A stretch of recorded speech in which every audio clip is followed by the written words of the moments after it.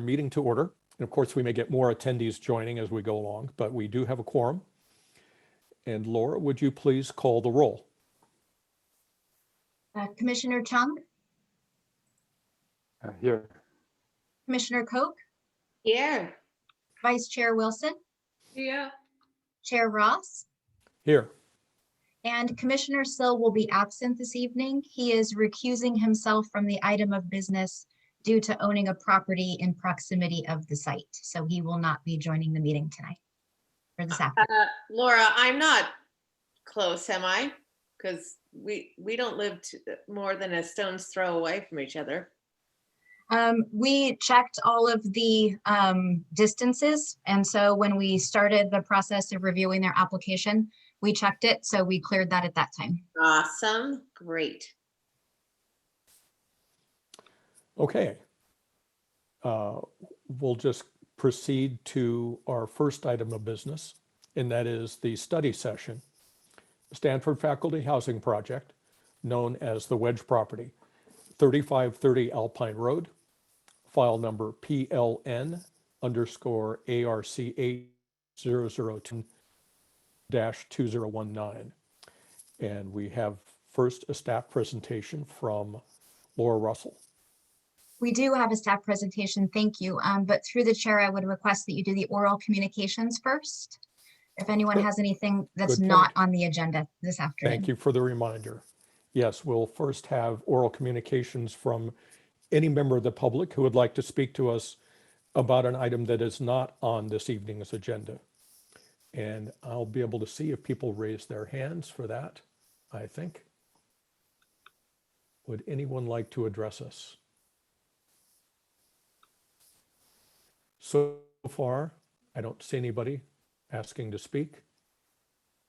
So I'll close the general oral communications and now move on to item 1, the study session.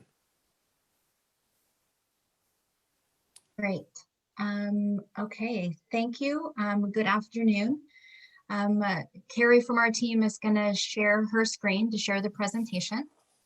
So, hi everyone. Good afternoon, commissioners, members of the public. I'm Laura Russell. I'm the town's planning and building director. I'm joined today by Stephanie Davis, who's our consultant planner for this project, Cara Silver, town attorney, and Lee Prince, legal counsel that's helping us out with some items for this project. So this is a study session to discuss a housing project proposed by Stanford University at 3530 Alpine Road. And that's a site that's commonly called the Stanford Wedge. Carrie, could you go ahead and, there we go. We'll get that started. Thank you.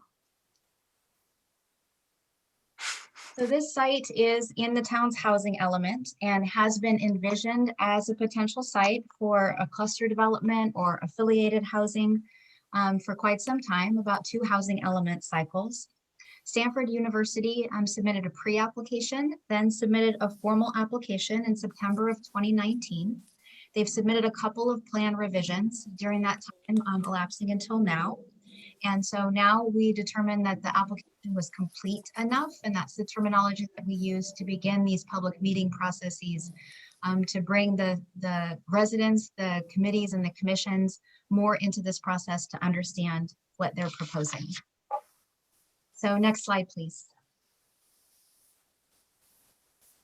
So first, a special welcome to any residents that normally don't come to ASCC meetings. This is the format that we typically follow. It's similar to what we usually do. This is a study session. It's very similar. So what we're going to do is we're going to first have the staff presentation that I'm going through now, and then Stephanie's going to join me. The commission may have questions for us at that time. Then the applicant will have a presentation, and the commission may ask them questions. And then there'll be a public comment period. And that's the chance for the residents to, you're welcome to participate then, and we'll ask you to raise your hand in the Zoom, and we'll call on people and staff will allow you to speak in the Zoom platform. Then we'll go back to the commission for their discussion and direction and feedback. Next slide, please. So first, some information about our staff presentation. So we're going to provide an overview of the proposed project. the entitlements that are required, and an overview of the process. This is the same presentation that we gave to Planning Commission last week. And we're doing that on purpose so that members of the public have 2 opportunities to view the presentation and to participate. And so that both the ASCC and the Planning Commission have the same basic information about the project as we undertake this application process. So this is the first in a series of meetings, and the first for the ASCC. The Planning Commission was first last week. So we will not get into a complete technical discussion about compliance with the town's policies. So that's going to happen at future meetings.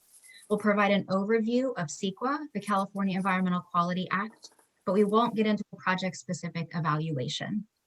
There will not be any formal action tonight. This is to introduce the project so everyone has a base-like understanding. So no CEQA evaluation and no formal decision-making by the ASCC. Next slide, please. So now I'll turn it over to Stephanie Davis, our consultant planner, to give an overview of the project, and then I'll be back to resume some additional information. So here's Stephanie. Thank you, Laura. Good afternoon, everybody. I'm going to start with a presentation that will give you a high-level overview of the proposed project scope in its entirety, beginning with the project's location. So the development site itself is triangular-shaped parcel, slightly over 75 acres in area. It's located along Alpine Road in between the residential neighborhoods along Minoka Road and West Ridge Drive. So the lot itself is significantly steeped, upsloped topography along both its sides and its rear. The small triangular corner portion of the parcel that you can see on the map there that has hashed in detail, noted as the development area. This is the area that is relatively flat on the site and where the proposed housing is to be situated. This same area is also where there's an existing horse boarding facility, Alpine Rock Ranch. Next slide, please. So as I mentioned, the entire parcel itself is slightly over 75 acres in area. Within the parcel, for descriptive purposes only, as well as within the staff report, we are describing the overall development site into 2 sub-areas. The first sub-area that I'll begin my discussion on is what is noted as the residential development area. So that's that small triangular corner piece of the parcel shown here on this map as outlined in red dashed lines. So the residential development area, which is this, again, this smaller corner piece, is approximately 10.8 acres in area. The remainder of the parcel, which is shown here on this map, outlined in blue dashed lines, we're referring to as the open space and permanent maintenance road area. This space is slightly over 64 acres in area, which I'll be describing in more detail further in my presentation. Next slide, please. So starting with this 10.8 acre residential development sub-area, again, this is where all the housing and all of its ancillary areas are proposed. The housing units themselves equate to slightly less than 4 acres and result in a total of 39 homes proposed, all of which are 2-story. Of these 39 homes, 27 are single-family residences that are both detached and attached. They are each on their own lot, while the remaining 12 homes are multifamily affordable rental units. These 12 multifamily affordable rental units are broken up into 3 buildings, with each building containing 4 separate units. There's a total of 89 parking spaces provided for all the residential uses through a combination of attached 1-car garages as well as open parking spaces. Next slide, please. So the ancillary areas within this residential development area that I mentioned previously contains open space, playground and picnic areas, landscape buffers, bicycle parking, and wildfire fuel management areas around the homes. Within this entire residential development sub-area, there are a total of 177 trees that are proposed for removal. Of those 177 trees, 123 are significant, while the remaining are not. Next slide, please. So this graphic is a zoomed in version to depict the location of all of the residential units proposed, with each of the 27 single family homes noted by a red dot. Those red dots that are outlined by the red hashed lines indicate the buildings that are proposed as duet type construction or attached buildings, while the remainder of the homes are detached. The lots sizes for all of these single family residences vary between 2,981 to about 5,200 square feet and are proposed to be individually owned, but subject to a long-term ground lease with Stanford. The homes themselves are either 3 or 4 bedrooms and range between about 2,200 to slightly over 2,300 square feet with attached one-car garages and fenced-in rear yards. The heights of these single-family homes vary between 27 to slightly over 30 feet in height. Next slide, please. So these renderings provide an illustration of both the attached and attached single-family homes. Again, the attached are referred to as duets. The buildings themselves have gabled roof lines, second-story bays, covered front entries, and shielded downlit exterior lighting. As we will see when I get to the multifamily buildings, a consistent color and material theme is proposed throughout the entire development. Next slide, please. So the 3 affordable multifamily buildings are indicated by a red dot here on this plan. They are slightly less than 4,000 square feet in area, with heights that range between 32 to 33.5 feet. There are 4 units within each of these 3 buildings that would be subject to an affordable housing and development agreement with the town, which will be discussed in more detail also later in this presentation. So the units themselves vary between studios, 1 bedrooms, and 2 bedrooms. Next slide, please. So this illustration shows the back of the 3 multifamily buildings facing Alpine Road. The proposed exterior materials, as with the single family residences, consists of a painted cement siding with wood trimmed accents, standing seam metal roofs, metal clad wood windows. All of the buildings are proposed to be finished in more of a muted color tone. Excuse me, next slide, please. So within this entire residential development sub-area are different elements of proposed fire safety, which have been integrated into the proposed plans. So the area shown in yellow on this slide includes the defensible space fuel management area around all of the proposed homes, all of which are designed to be compliant with the WUI or Wildland Urban Interface Zone. So this area includes also a small access lane that's proposed to be situated between 2 homes that would provide emergency vehicular and maintenance access to both the 25-foot fuel management area to the rear of the yards, as well as the remainder open space. Lastly, the proposed development scheme has prepared a detailed vegetation management plan, or VMP. This VMP addresses existing fire hazards on the site, fire behavior modeling, and defined proposed mitigations or treatments to reduce fire hazards. Next slide, please. So this slide summarizes the preliminary grading proposed at the site for the entire, I should say, residential subdevelopment area site. There's slightly over 10,000 cubic yards of earthwork that would be subject to the town's site development permit, which will also be discussed later in this presentation. Of this slightly over 10,000 cubic yards of earthwork, 173 cubic yards is proposed to be off-hauled from the site, with the remainder to remain on the parcel as fill elsewhere. Next slide, please. So this plan shows a high level of all of the new landscaping that is proposed.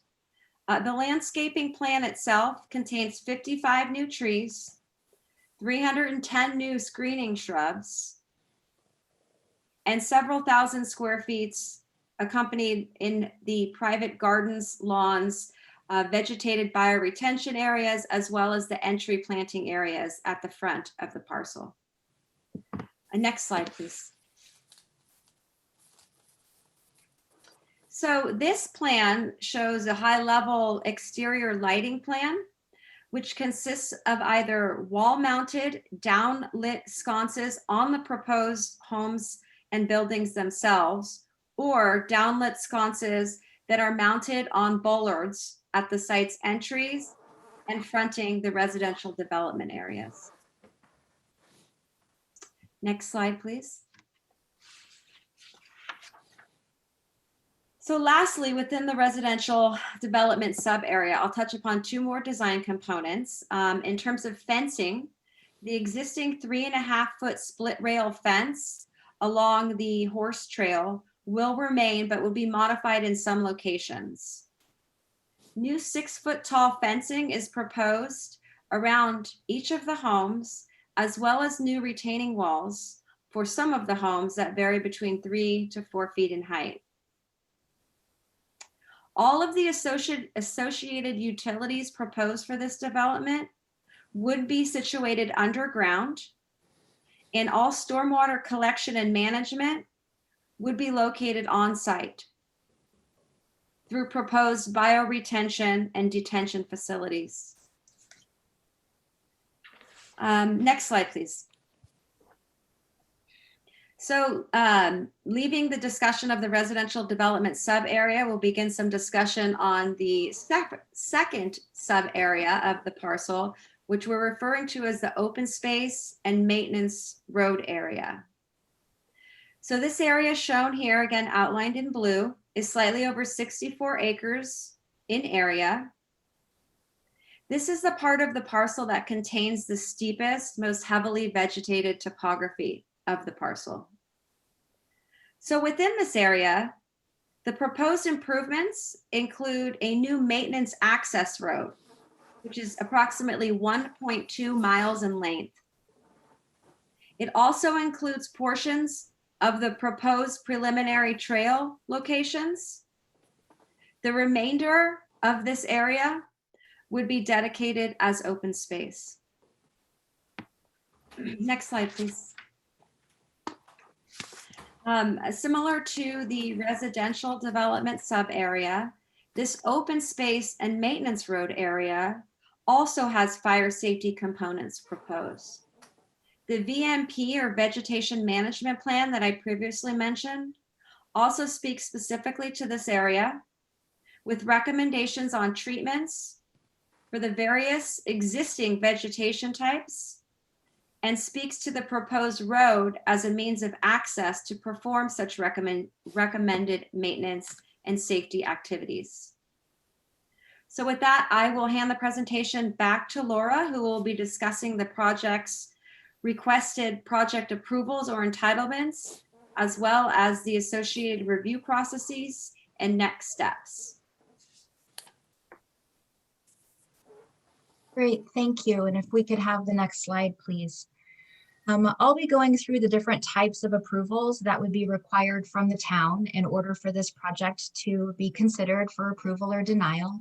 And this is the list of them. I'm going to go through them one at a time so that everyone has an understanding of what they're going to be. Our terminology is entitlement is commonly used for planning applications. That's the same thing as a request for an approval or a type of application. So next slide, please. So first is the certification of an EIR. So the project is subject to the California Environmental Quality Act, which we call CEQA, and we are preparing an environmental impact report called an EIR. And an EIR is the highest level of review that's conducted under CEQA. The purpose is to assess any environmental impacts that a project may have. And we evaluate things like biological resources, cultural resources, geologic and hydrological considerations, wildfire risk, visual impacts, air quality, and greenhouse gas emissions, construction, noise, and traffic. The preparation of an EIR is guided really by three things. The first is state law, what's actually in the law about how CEQA is laid out. The second are the CEQA guidelines, and these are published by the state, and this gives us additional guidance about how to implement CEQA. And then third is case law. There's a long history of CEQA practice in California, and it's evolved over the years and the best practices have changed.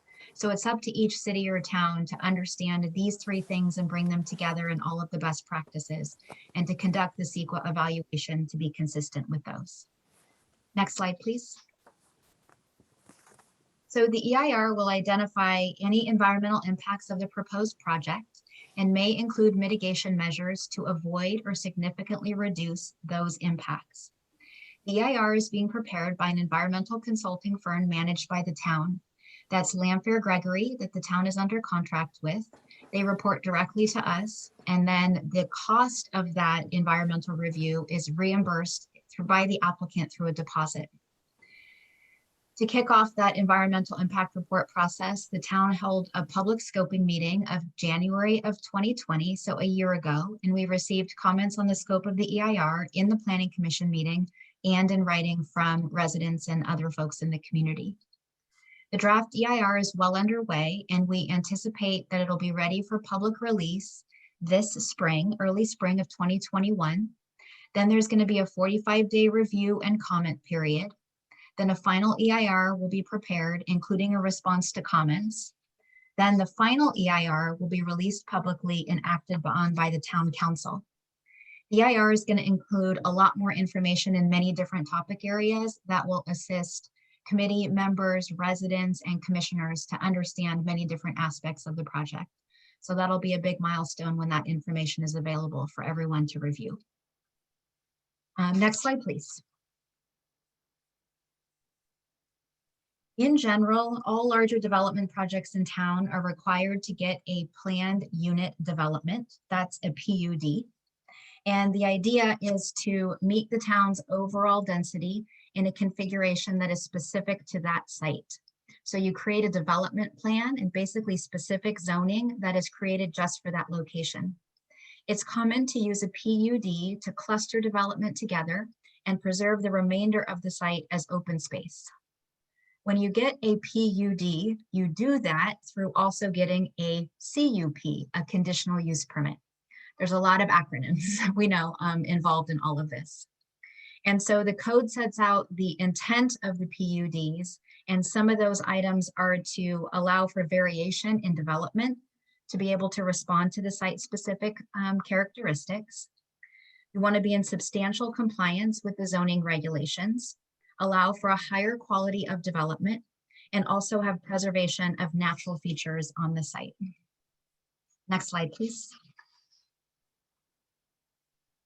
So specific to this project, the applicant is requesting a PUD with site-specific regulations for the following items: for the clustered housing, for reduced lot sizes, reduced setbacks, and increased building heights for some of the buildings. To approve the project, the town would have to make the findings in the code for both the planned unit development as well as the conditional use permit. And if approved, it would include conditions of approval. Next slide, please. A vesting tentative map is the legal way that subdivisions occur. In this case, it's required to subdivide the 75.4 acre parcel into 30 residential lots, 2 common area lots, and the remainder of open space. The vesting tentative map facilitates the subdivision of land, shows the parcel configuration, shows the design and improvement of the proposed subdivision, and the conditions that are around it. If approved, the vesting tentative map would also include conditions of approval. Next slide, please. As many of you know, site development is typically required for grading, for tree removal, and significant site changes. The purpose of the site development is to promote public safety and general welfare, promote and enhance a superior community environment, maintain rural character, and ensure maximum preservation of the scenic character, protection of trees, and making sure those minimum standards are met. This process requires soils and geology report as well as an arborist report. So those materials have all been collected for this project in order to move forward to this point. Next slide, please. In this case, the site development permit is required for proposed grading and for tree removal. It's subject to the criteria in the site development permit ordinance, which is in Chapter 15 of the Municipal Code. And if approved, the site development permit would contain conditions of approval. And these are things related to, for example, mitigating any nuisances or hazards that may occur with construction projects, and also provides a provision for guarantees, such as legal agreements or bonds, to ensure that the work is done according to the approved plans. Next slide. Next, we turn to the architectural review permit, the thing that the ASCC is really most familiar with. An architectural review is required for all physical improvements that are proposed at the site. And this is where we look for consistency with the town's design guidelines. The purpose of the architectural review permit is to promote the preservation of the visual character, stability of land values, protect the public safety and the general welfare, prevent unsightly or obnoxious appearance. And we're also looking for sites that are properly related to their site, adjacent units, and circulation within that vicinity, and trying to avoid indiscriminate clearing of property, excessive grading, and excessive destruction of trees and shrubbery. Next slide. For this project, the architectural review permit is required for all of the proposed new buildings, landscaping and landscaping water efficiency, lighting, parking, fencing, retaining walls, the green building components, and all other dedications and other improvements to the site. And so this kind of permit is subject to the findings of both the architectural and site plan review ordinance of the municipal code. Next slide. So we're turning now to density bonus and affordable housing. In general terms, state density bonus is intended to increase the construction of affordable housing statewide. Here, affordable housing, quotation marks around that, has a specific legal meaning. It's based on state law and local incomes. So the state law allows several things. It allows an applicant to exceed the residential density in exchange for physically constructing the affordable units. It provides an applicant what are called incentives or concessions, which are a reduction in a site development standard or a modification of a zoning code requirement that results in identifiable and actual cost reductions to provide for affordable housing. It also allows waivers, which are a reduction in development standards such as height or setback, that if without modification would physically preclude construction of the proposed project. And it also allows reduced parking ratios based on the bedroom count of the units. State density bonus law requires the town to approve the requested incentive concessions and waivers unless the town makes specific findings that are outlined in the state law. The burden of proof rests with the town to be able to make those findings in that situation. Next slide, please. The town's municipal code requires an affordable housing component with subdivisions, and that's called inclusionary housing. The code further allows up to 4 units per lot for affordable housing. So if we combine these sections together, there's a total of 30 units allowed on the property. 18 single family, all on their own lot, and 12 multifamily units that would be affordable on 3 lots. Of the 30 allowable units, 6 would be designated as affordable at the low income level. So this commitment by the applicant to construct the affordable units corresponds to a 35% density bonus. So a total of 41 units could be allowed through density bonus under the state law, while this project proposes 39 units. Notable, the other 6 units would also be affordable, but the exact income level they would be affordable to has not been determined yet. Next slide. They are requesting 2 incentives or concessions. The first one is a reduction in lot size from 20,000 square feet, which is allowed in the code with the PUD, down to approximately 3,000 to 8,000 square feet. They are also requesting an incentive concession to allow the clustering to take place in a manner that's different than how it's described in the general plan. So it would still be a cluster development. It would just be distinct from one of the general plan policies. They're also proposing to use state density bonus parking ratio, and that is for a 0 to 1 bedroom unit. It would have 1 on-site space. And this is a typo here for 2 to 3 bedrooms. It would have 2 on-site parking spaces. 4 or more bedrooms would have 2.5 parking spaces. Next slide. So when there's affordable housing component to a project, the applicant and the town enter into an agreement to specify the details for those units.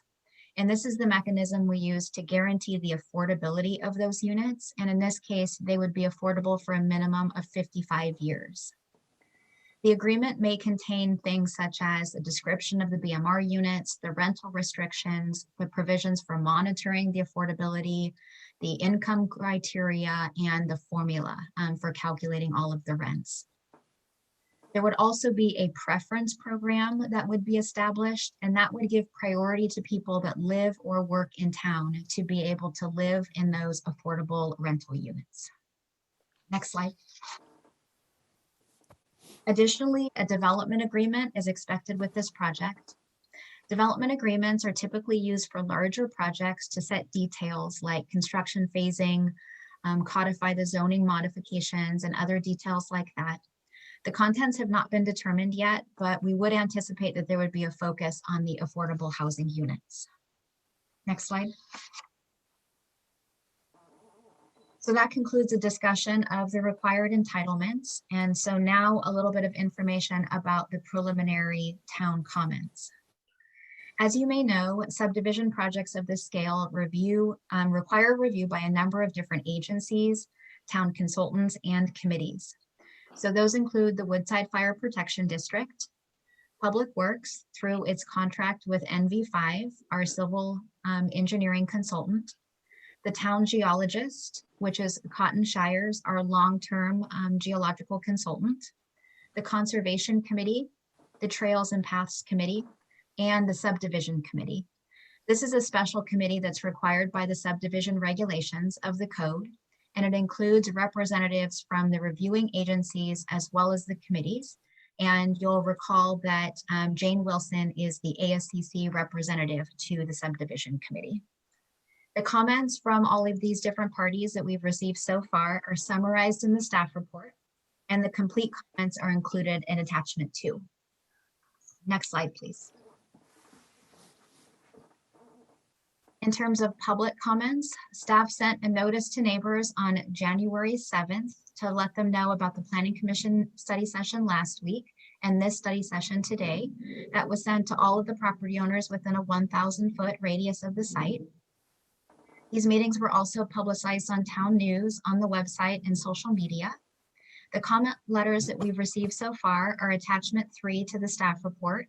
And then there's a few comments that we received after the packet was published, and I sent those over to the commissioners as an email this afternoon.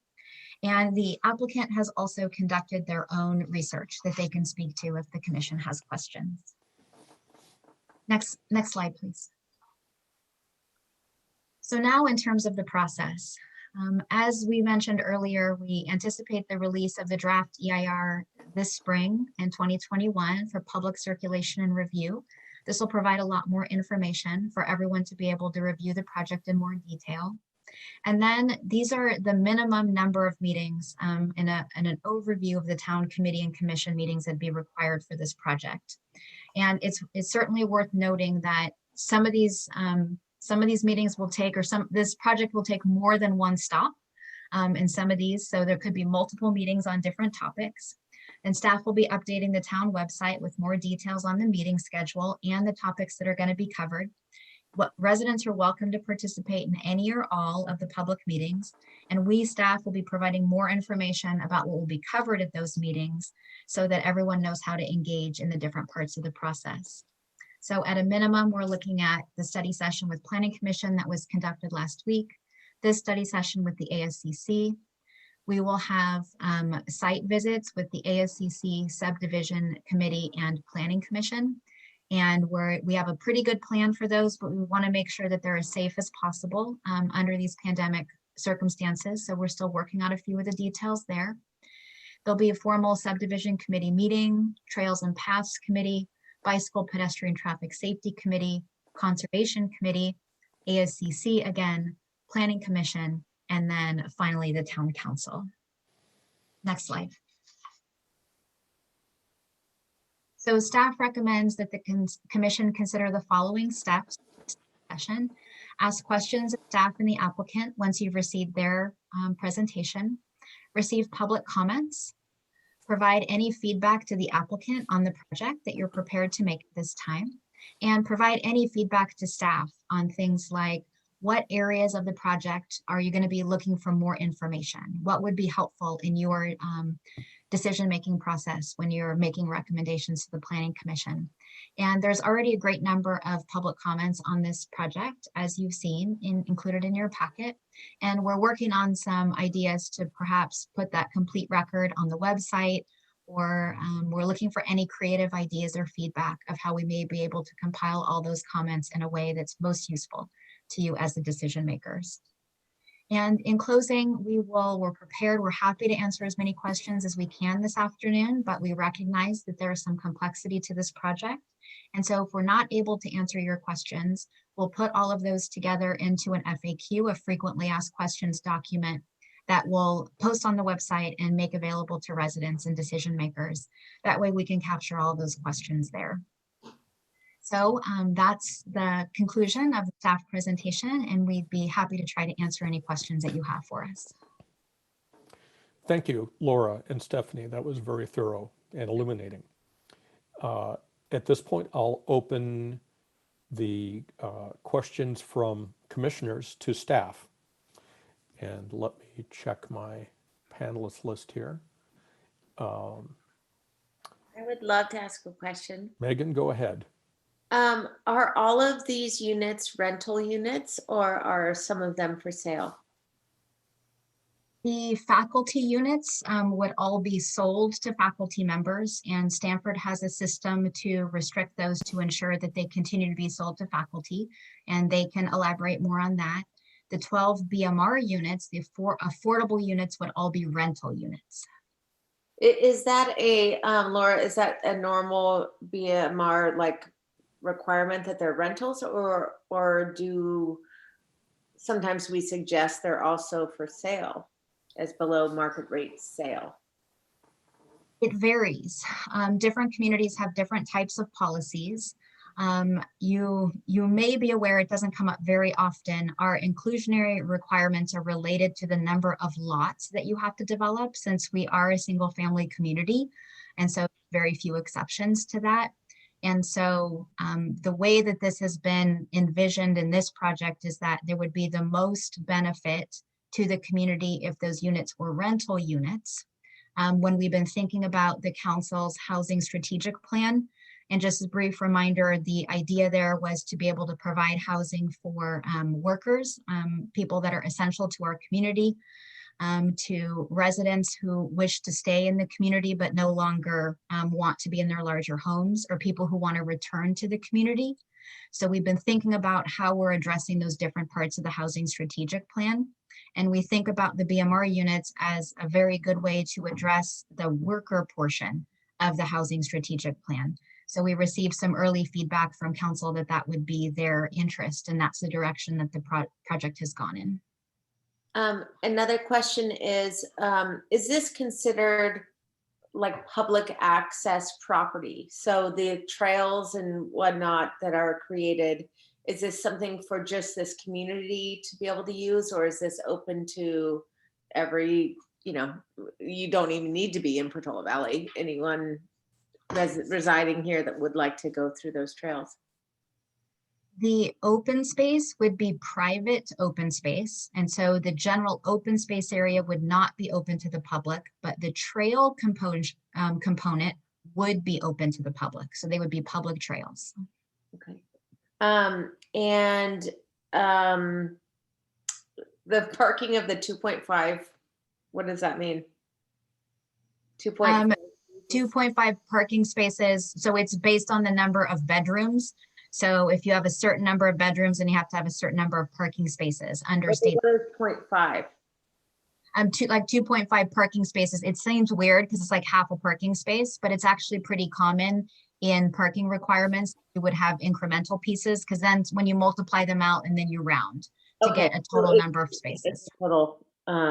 Okay, and none of these homes provide garages. I believe they all have one-car garages. I don't know. Okay, I'm sorry. I thought that I heard there were kind of carports in open space parking. No, each, if I may, Laura, to Yeah. answer that question, each single family home and each multifamily building contains one covered garage space per unit. Okay, that's what it was. It said covered space and I thought that meant carport. It means garage. Thank you for clarifying. Okay. Thank you. And let's see, I think I had one more question. I'll come back to you if I can find it in all my pages of notes here, but let's let some other commissioners. Thanks, Megan. Kenny, do you have questions? I have a question. Yes. Please go ahead. I was trying to press the raise hand button and it wasn't clear it was working, but maybe it was. It's a sort of a procedural question. It's been noted, I guess, in multiple areas or topics related to this, both in the documents and the presentation, that there are these entitlements that are being applied for that conflict with the general plan. There are sort of modifications to the requirements of the general plan in a way, is what I'm reading. For committees such as ours, whose mandate includes applying a reading of the general plan, are the other entitlements meant to modify the general plan that we're using, or in a way are we reassessing the individual issues that conflict with the general plan, whether or not those have been approved via one of the other methods of entitlements or approvals? I don't know. Does that make sense as a question? I think so. Let me start and then I'll see if Kara or Lee, our counsel, can weigh in on this as well. It's helpful to me to think about the different entitlements. Some of them have to be coupled together, but some of them you can consider kind of discrete and separate to see if they meet the different findings for approval that are within the code. And so we would normally look at like the site development permit and the architectural review permit and see if that's consistent with the general plan. And so we're still thinking in those terms. Is the project consistent with the general plan? You know, can we make that determination in general? That's part of the process and something for you to consider. But then we separate out a little bit this idea of the state density bonus, where the state law has specific provisions that allow projects to have certain components that do not comply with the town's general plan. And that's true in every city. And so those we separate out. And so we evaluate those with the state density bonus provisions. And then we evaluate kind of the remainder of the project for consistency with the general plan. So I don't know if Cara or Lee has anything you would want to add to that answer.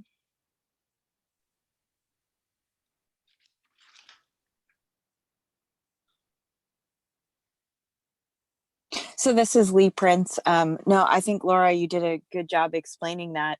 I mean, I think that the question goes to the matter of the incentives or concessions. And so they are entitled to two in this situation, which can be modifications to otherwise applicable standards. Okay. I I think think that actually helps my it's going understanding. to set a precedence for accepting this type of housing. Is that what you're asking? Like, is this going to change our future of how we approach projects? That's not quite what I meant to ask, although I think that's also a good question. I guess what I'm asking is if there is something that I guess not just with regard to the general plan, but also with regard to the design guidelines. If there is something that is approved through one of the other processes, does that preclude it from being a reason that does that preclude that subject from being something that we're considering as the ASCC? Or do we reevaluate it as the ASCC?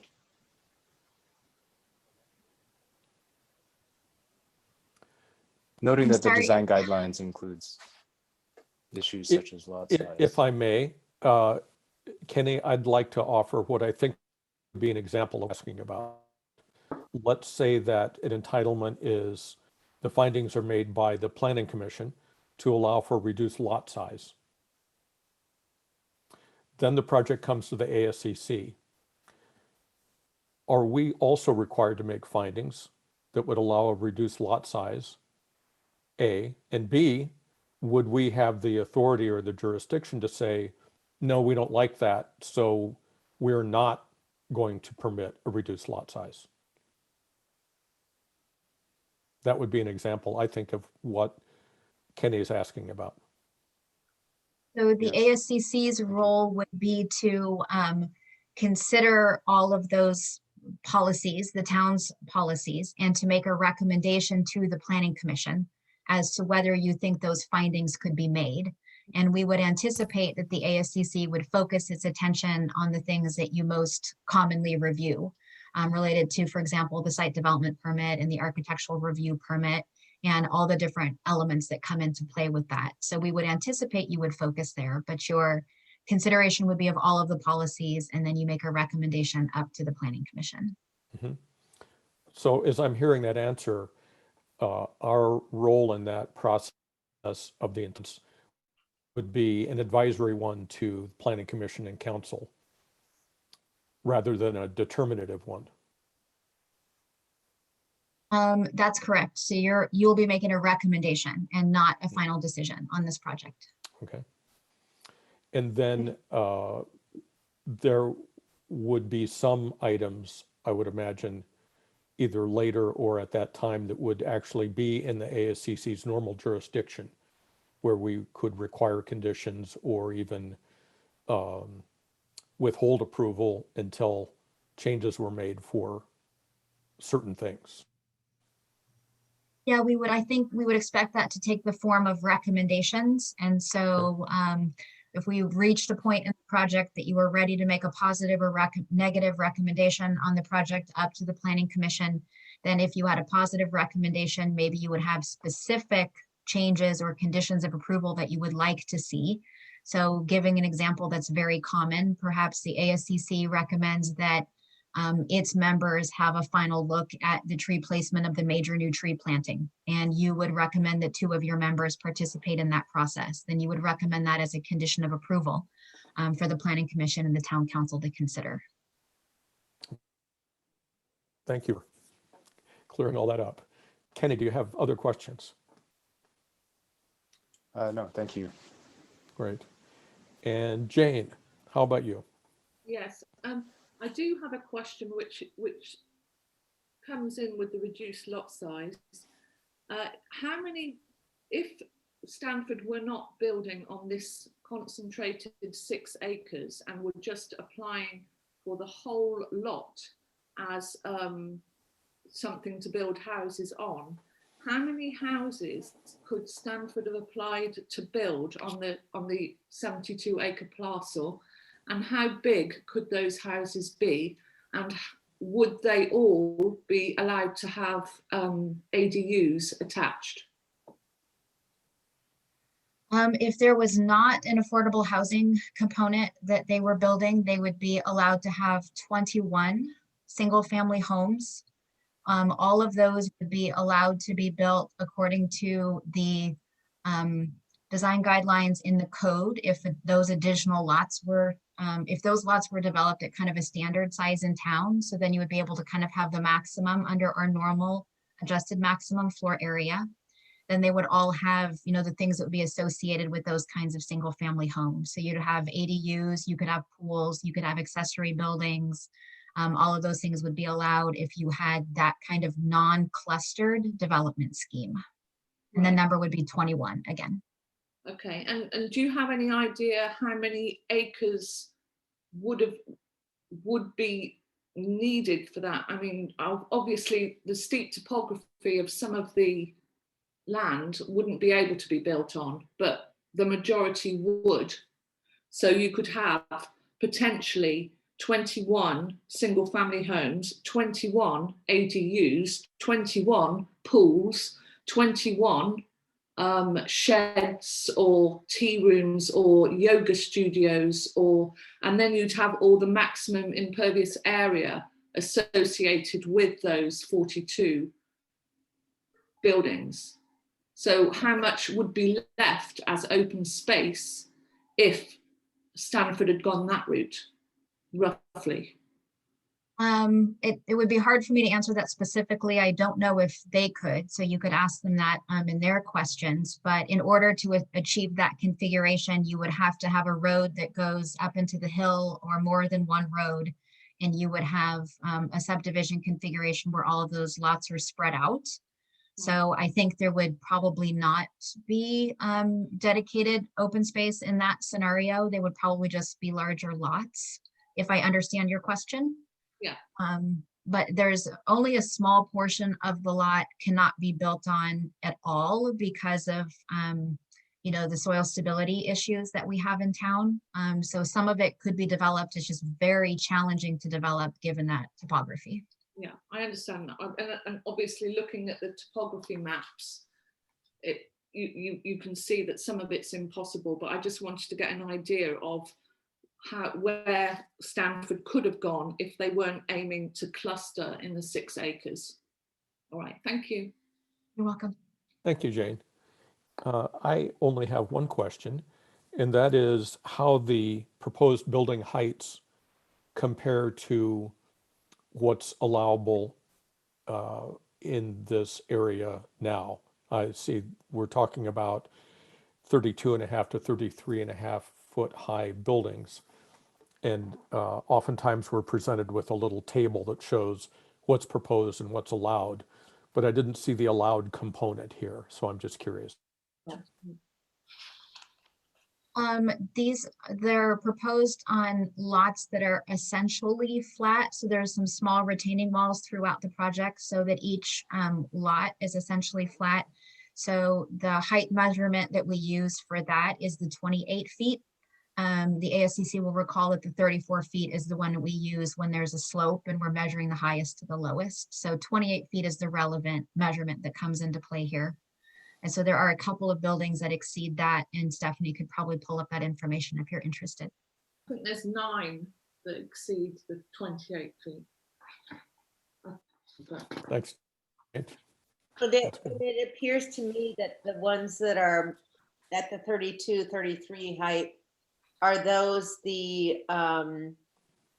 are the below market rate homes? That's correct. Are those in fact the ones that are closest to the scenic corridor? Closest to the front facing in between Alpine Road, yes. I mean, that's still considered our scenic corridor, no? Yes. They do meet the setback for the scenic corridor. Has anyone created elevations that we could see, you know, a rendering that we could see from the view from Alpine Road? So there are normal elevations that are within the plans, and then there will be computer simulations that show the view from Alpine Road that will be released with the draft EIR. Right. So there's a couple of views from Alpine, and we also have nighttime simulations so that we can see the nighttime lighting for this project. Are the simulations accurate on GO2? Second page of our packet. The applicant can kind of speak to how they've, done that work. And so we have not peer reviewed that work to make sure that we think that it's accurate, but I'm sure that they use kind of standard modeling practices. But we do have a separate consultant that's doing modeling for the town with the EIR. Are they meant to do story polls for a project like this? Yes, they will need to do story polls and staking. The degree of the amount of story polls, we realized in and of itself is a complex issue, given the site, the trees, and the existing horse boarding facility. And so we have not completely resolved that issue yet. And so we anticipate bringing together some or all of the ASCC and Planning Commission to get feedback on the extent of the story polls that the commissions would like to see in order to make this determination. So that's still upcoming in the process. Thank you. Thanks. Commissioners, any other questions before we turn it over to the applicant? Through the chair, did you want me to try to answer Megan's earlier question about precedent? Why don't you go ahead? This would be a good time. Okay, and then if Cara, if you have anything to add, once I try to do this. When we're looking at any sites, we're looking at the particular site and the application that's being proposed in that context. And so we want to be careful about thinking about precedent because all of our decisions are site specific, right? Whether they're any discretionary application is going to be site specific. But we do want to be consistent in how we apply our base regulations. So to me, the way that these two things come together is that we will share how the project complies with the base regulations, and then more information about how they're using these different tools or mechanisms to seek something that is different than that base regulation. So that could be the state density bonus, or that could be the PUD ordinance within our own code. And then we look at the state density bonus and see if it complies with that. And then we look at our own code and see if those sections comply with that. And so it's a very site-specific type of analysis that would be happening. In terms of precedent moving forward, that doesn't entitle the town or require the town to make that same determination in the future if the site constraints are different and the findings are different because of that. In terms of the state density bonus, this is a tool that communities like ours might see more commonly in the future. So it is possible that there would be other density bonus applications, but those would also be applied to that specific site and that specific project. In the future, some of the slides that you showed, specifically, I'm looking at the one that was lighting. I don't know if Stephanie could bring that back up, but it was hard to determine where the light fixtures were on that, if they were more color coded. And then that's very important for us as ASCC members. For light spill, have a more clear representation of where those lights actually are. There was a lot of dots on that, which I know a lot were trees. Yeah, see, so it's hard to, it would be great if the actual fixtures were a different color. Okay, we can create an exhibit for you in the future. Yeah, that would be. We'll do something color coded so that it's easy for you to see, exactly what's proposed. Not all of these light fixtures are this one pitched single, right? So I would expect a just more detailed lighting plan in the future. Okay, thank you. Commissioners, any other questions? All right. I'd like to invite the applicant to make a presentation. John, it looks like you're up.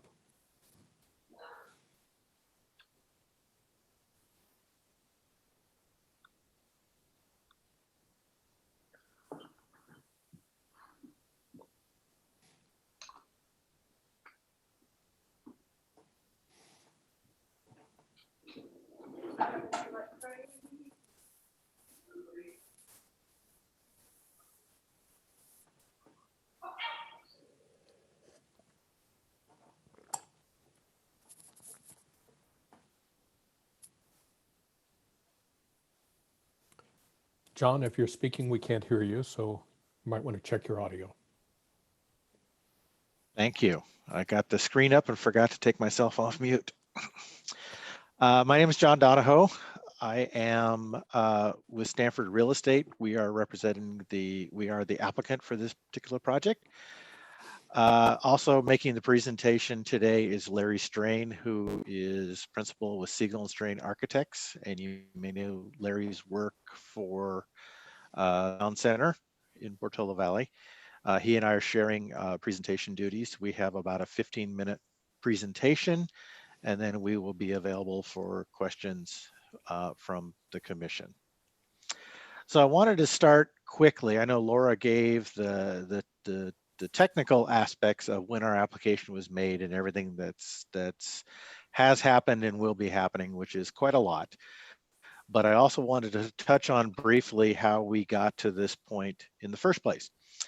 So around 2016, the Portola Valley Town Council set housing as one of their priorities, and the Town Council and staff engaged on a variety of different potential strategies, looking at how to address the Bay Area housing crisis and how to provide more housing within Portola Valley.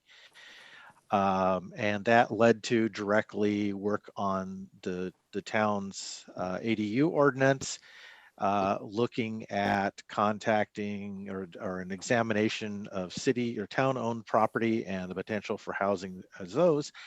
And then they also reached out to 3 different property owners deemed affiliated housing sites that have been shown on the town's housing element since at least 1980.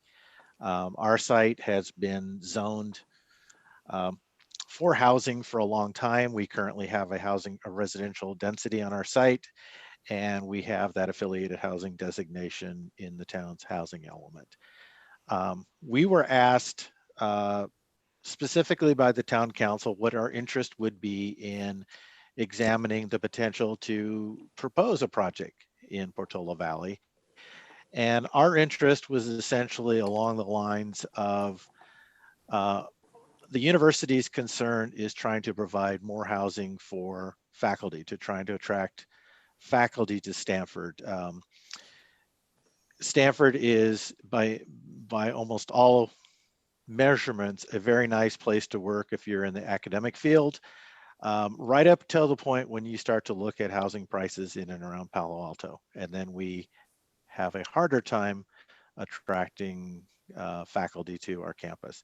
So we haven't embarked on an effort for several years now of trying to construct more faculty housing.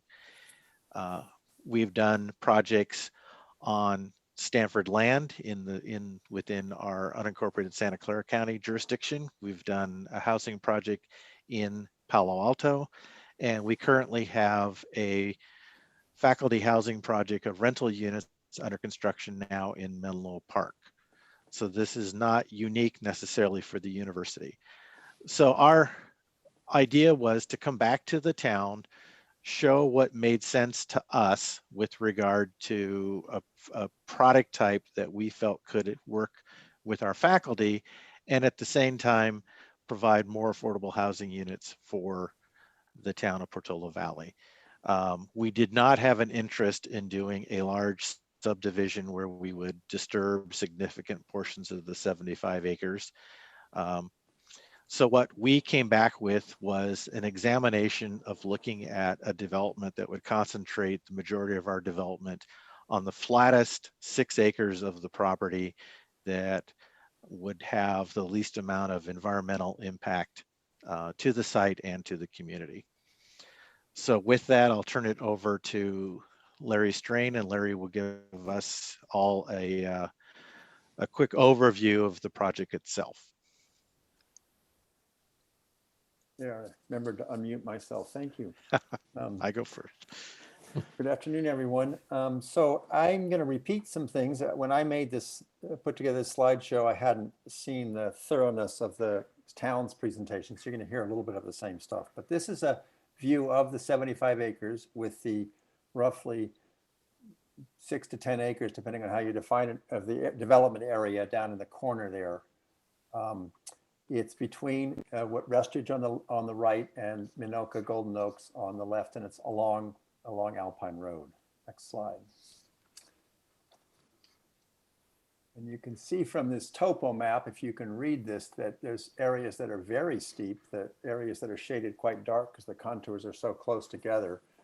And really, we're concentrating our development area on the flattest area of the site. It's also the area that has had the horse ranch on it. So it's previously been disturbed. And that was the idea, is to pick the area that would do the least amount of impact to the rest of the site. Next slide. This was the first plan we came up with almost 2 years ago at this point. And it was after we did a number of initial studies and different ways to group things.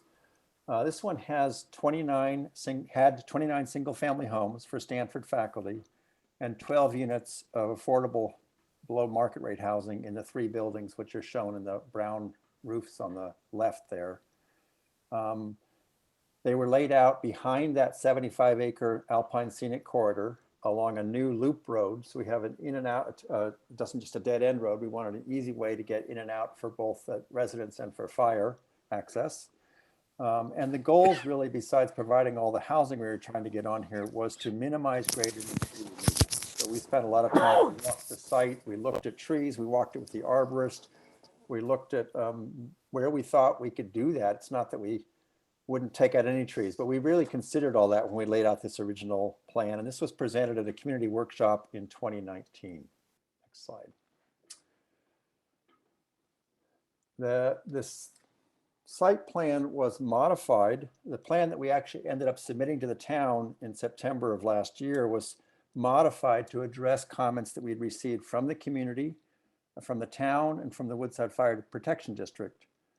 We did a number of modifications, which I'll point out some of those. The 2 homes that were closest to the neighbor on the right, the Westridge area neighbor, we removed those 2 homes that were right next to his house. So we went from 29 single family homes down to 27. We further developed the plan to incorporate single car garages and narrow single width driveways to minimize the amount of paving, to minimize we didn't want doubles facing the street, which seemed really not like a great thing for Portola Valley. We added 20 guest parking spaces along the road, and 18 bike spaces were added as well. The below market rate housing was moved to the center of the site, so it was more central and next to the playground area, which I'll talk about, the common open space. We developed the common open space more, and we added more development or more thought about the stormwater retention was added in the northeast corner, which is the low point of the site. So all the stormwater is drained and collected to that point and allowed to infiltrate and doesn't run off the site. There was also a new fire lane access road in the center of the uphill lots was added to provide access to this defensible fire break. So both you can get into that space if you need to, but also you can get in there to maintain it. But it's wide enough for a fire truck to get into that space as well. Next slide. The next slide is really about the Yeah, Larry, yep. if I could just jump in for a second. Sure. I want to make it clear, I think a lesson we learned from the Planning Commission discussion, I wanted to make it very clear. We are proposing 27 units for Stanford faculty and 12 affordable units. I know as part of the breakdown, there was a lot of discussion about 6, but it's essentially 6 would be required based on the affordable, the state bonus density requirements, but we are proposing 12 or twice that amount. So I just want to make that. Thank you. I didn't include that, so that's good. So the next is this common area that's being developed in sort of the knuckle of the loop road to make it closest to everyone. And it's got a, picnic area, seating area. It's got a little small playground area. And it's all it's developed with low seat walls, and we're using simple natural materials. And the same landscape architects that did both the landscape plan and the playground at the town center are working on this project as well. So we feel good about their design sensibilities, and they've done a lot of work in Portola Valley. So this would obviously, it's for the community, but it'd obviously be open to anybody. This is the lots, which are their compact lots. This is, you can see the lots here, and behind the lots is that defensible open space that is basically a large fire break around most of the homes. And it would be maintained by Stanford. The front yards would be maintained by the homeowners association, so that they're all kept up and maintained, and we can control the planting and watering and stuff throughout the whole development. And then the private yards are maintained by the homeowners. It's all landscaping is native and low water. And the final plan for this would be reviewed by the Woodside Fire Protection District. You can see that the fencing is just proposed around the back. So if there's no fencing in the front yards, it's just around the back, and it's see-through deer fencing. And where we need to add retaining walls because of slope to give them a small, relatively flat backyard, we add low retaining walls on the uphill side. Next slide. So here are typical floor plans. They're all 2-story, and they're either 3 or 4 bedroom homes. Sometimes they're put together to be a duet, but the plan basically stays the same except for some window changes and things. These are all electric net zero energy homes, net zero emission homes we hope to have as well. We have no natural gas brought onto site. There's EV charging in the garages. So these are very efficient homes that will be hopefully net zero emission homes that would be designed to be. They all have sort of a large combined living, dining, kitchen area on the ground floor. So they have a large area downstairs, and the upstairs are bedrooms, and the attached garages open directly into the living space. We used a lot of attention was paid to sort of fire resistive exterior materials. They're built to WUI standards, and our firm does a lot of work in WUI areas for camps that unfortunately, some of which have been destroyed by fire. So we're going back in to rebuild those camps to be safer in those areas. So we've had a lot of experience doing this kind of work. So we're using fire resistive materials throughout. Next slide, I guess.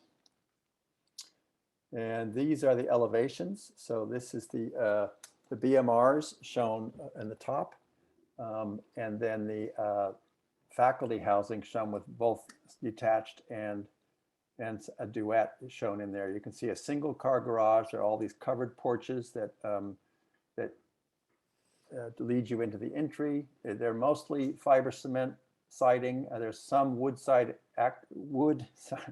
accent panels, which are always backed by gyp sheathing to maintain fire safety. We kept the shapes simple, and we kept the colors are muted to sort of go with the landscape that's behind. So this is the plan that was submitted to the town in September of last year. So I think that's what I've got, John. Yep. Okay, I'm going to talk a little bit about fire safety. It's a very involved topic. I will cover as much as I can in our presentation, and again, be available for questions afterward. Stanford has engaged in annual fire protection measures over the past several years. But what we have done is really taken a different approach to how we're addressing the site. And that was driven in part by the fire modeling that we've prepared for the Woodside Fire Protection District and what's called a vegetation management plan, which I'll get into details later. But first I want to talk about some of the things that Larry touched on, but I really want to emphasize essentially how we have tried to integrate fire design, fire safety into the design of the project. So as Larry pointed out, clearly how you build the units is important to use fire resistant materials. But we take that to the next level where we're also dealing with and paying very close attention even to the landscape materials, that we're not providing flammable mulch in the landscaping and in the play areas. And a significant point that is a benefit not only to this particular project, but to the community is we will be undergrounding the PG&E power line that runs along our frontage along Alpine Road. Not just our project frontage, but the entire property frontage. As Larry pointed out, these are going to be all electric homes. We're not bringing natural gas into the site at all. We are constructing, or basically we'll implement a 200-foot wildfire break behind the homes, between our homes and the hillside. The rest of the site would be addressed by the vegetation management plan. We will be extending water lines from Westridge into our project along Alpine Road, and that would involve also the installation of new fire hydrants along Alpine Road. As part of our utility connections, we're providing a redundant source of water within Westridge itself, because our connection point for our water line will actually interconnect two different water lines in Westridge that are serving two different pressure zones. So that interconnect will help provide more redundancy within water in that community. And as Larry pointed out, at the recommendation of the Woodside Fire Protection District, we've added this fire lane here that would allow personnel to get behind the homes here, in addition to accessing from this end and then also from this end around the full perimeter. Looking at kind of the larger scale, this is our entire project site. One of the challenges we've had traditionally with this particular property is the fact we are surrounded on three sides by existing single family homes. We don't have legal access across those properties to get into our property for fire maintaining purposes. So for example, this last year, we chose to do some work up in this area as well as along Alpine Road. And we literally had to go, what I say, hat in hand, sending out notices to all these property owners along Myoka and Golden Oaks, asking if we can cross their property to get in to do fire maintenance. That's a problem, and that's really a restriction to us. And on the Westridge side, it's even more complicated based on existing topography and existing riparian corridor that runs along our northern property line. So part of our efforts is to propose this maintenance road, fire maintenance road, that would go up from Alpine Road into the heart of the property, so that as we need to engage in vegetation management of the property, we have a way to bring in equipment and pull out the material that we have harvested. And then I also wanted to show, this is the length of the undergrounding that we would be doing for the PG&E line, and then the magnitude of our 200-foot wildfire buffer area around our proposed development.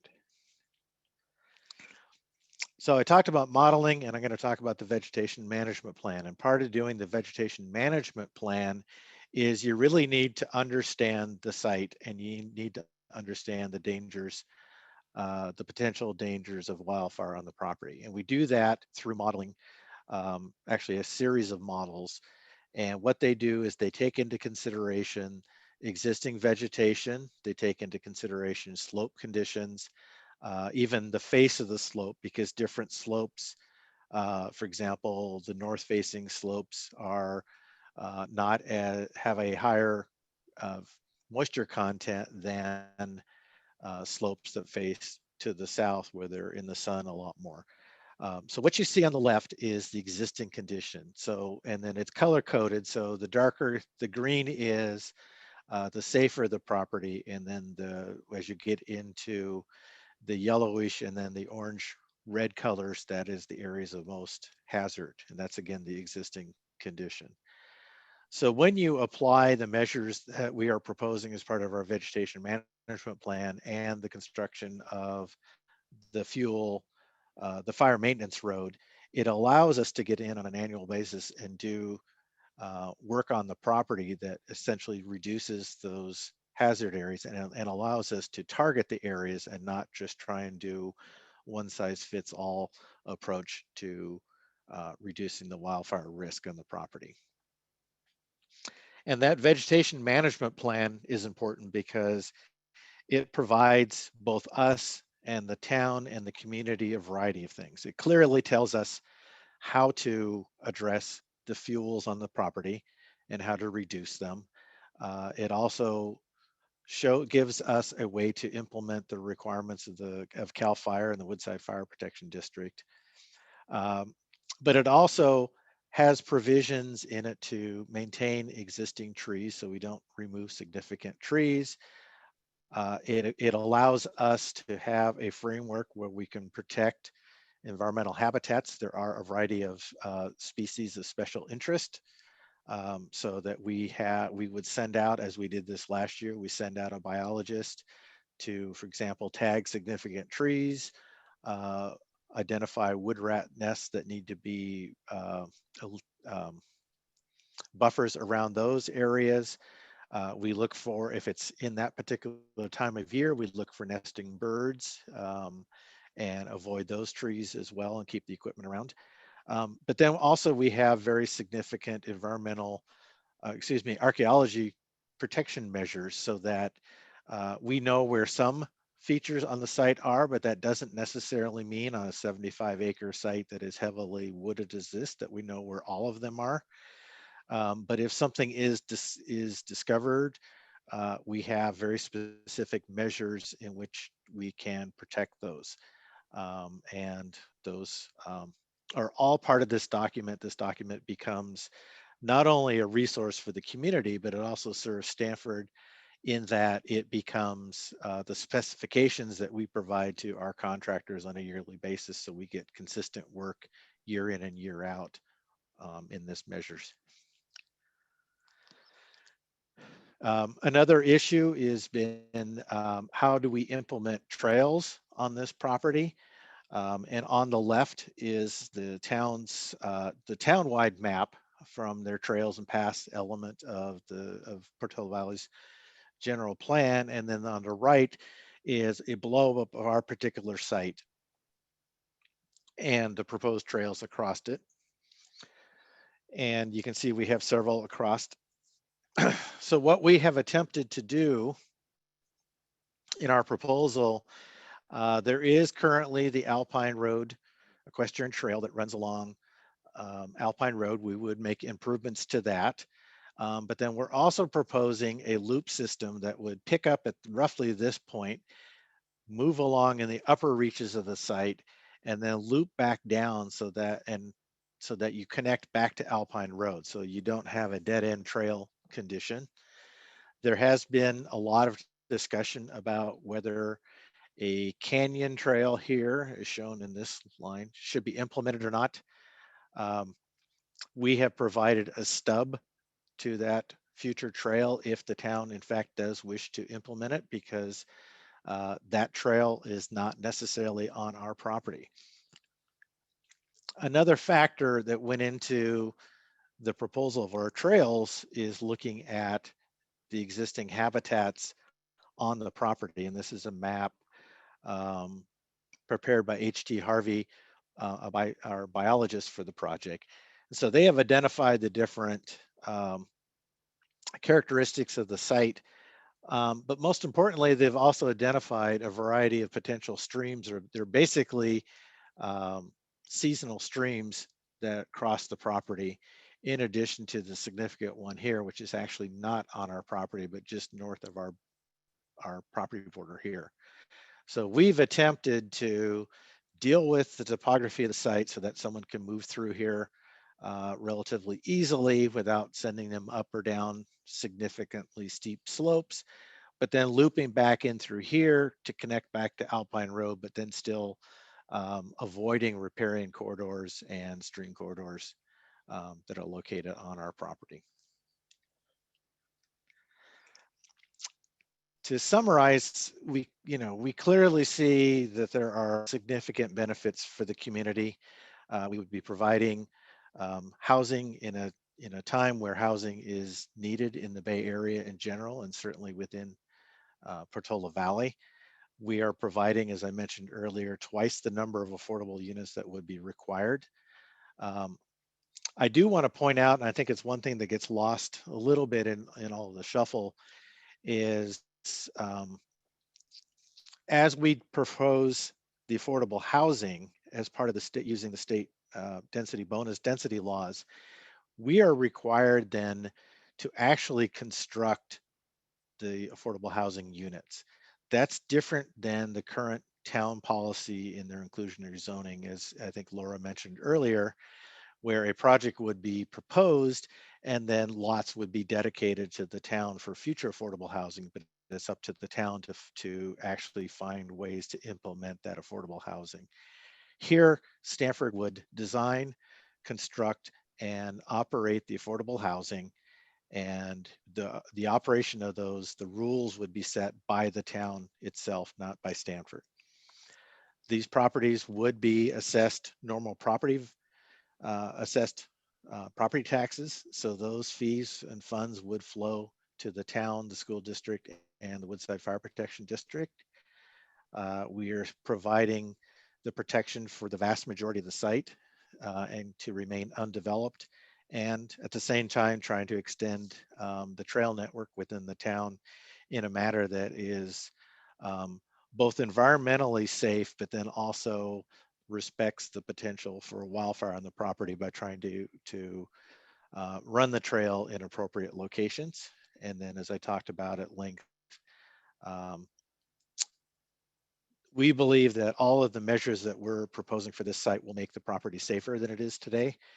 And certainly undergrounding the PG&E power line is a significant cost that this project would take on that the town does not have to, as well as the construction of that fire maintenance road, which provides us a way to make the overall site safer. And then if in the event of any kind of incident on the property, also provides fire personnel access into areas they currently cannot access now, or they can access them, but only by foot. This gives them an opportunity to bring in equipment onto the property. So with that, I'm available to answer any questions of our presentation. We certainly have Larry Strain also available. And I'd also point out that a fair amount of the people on the call are also consultants to Stanford, and if necessary, I can call on them and they can provide more detail if Larry and I can't answer your questions. Oh, you're muted.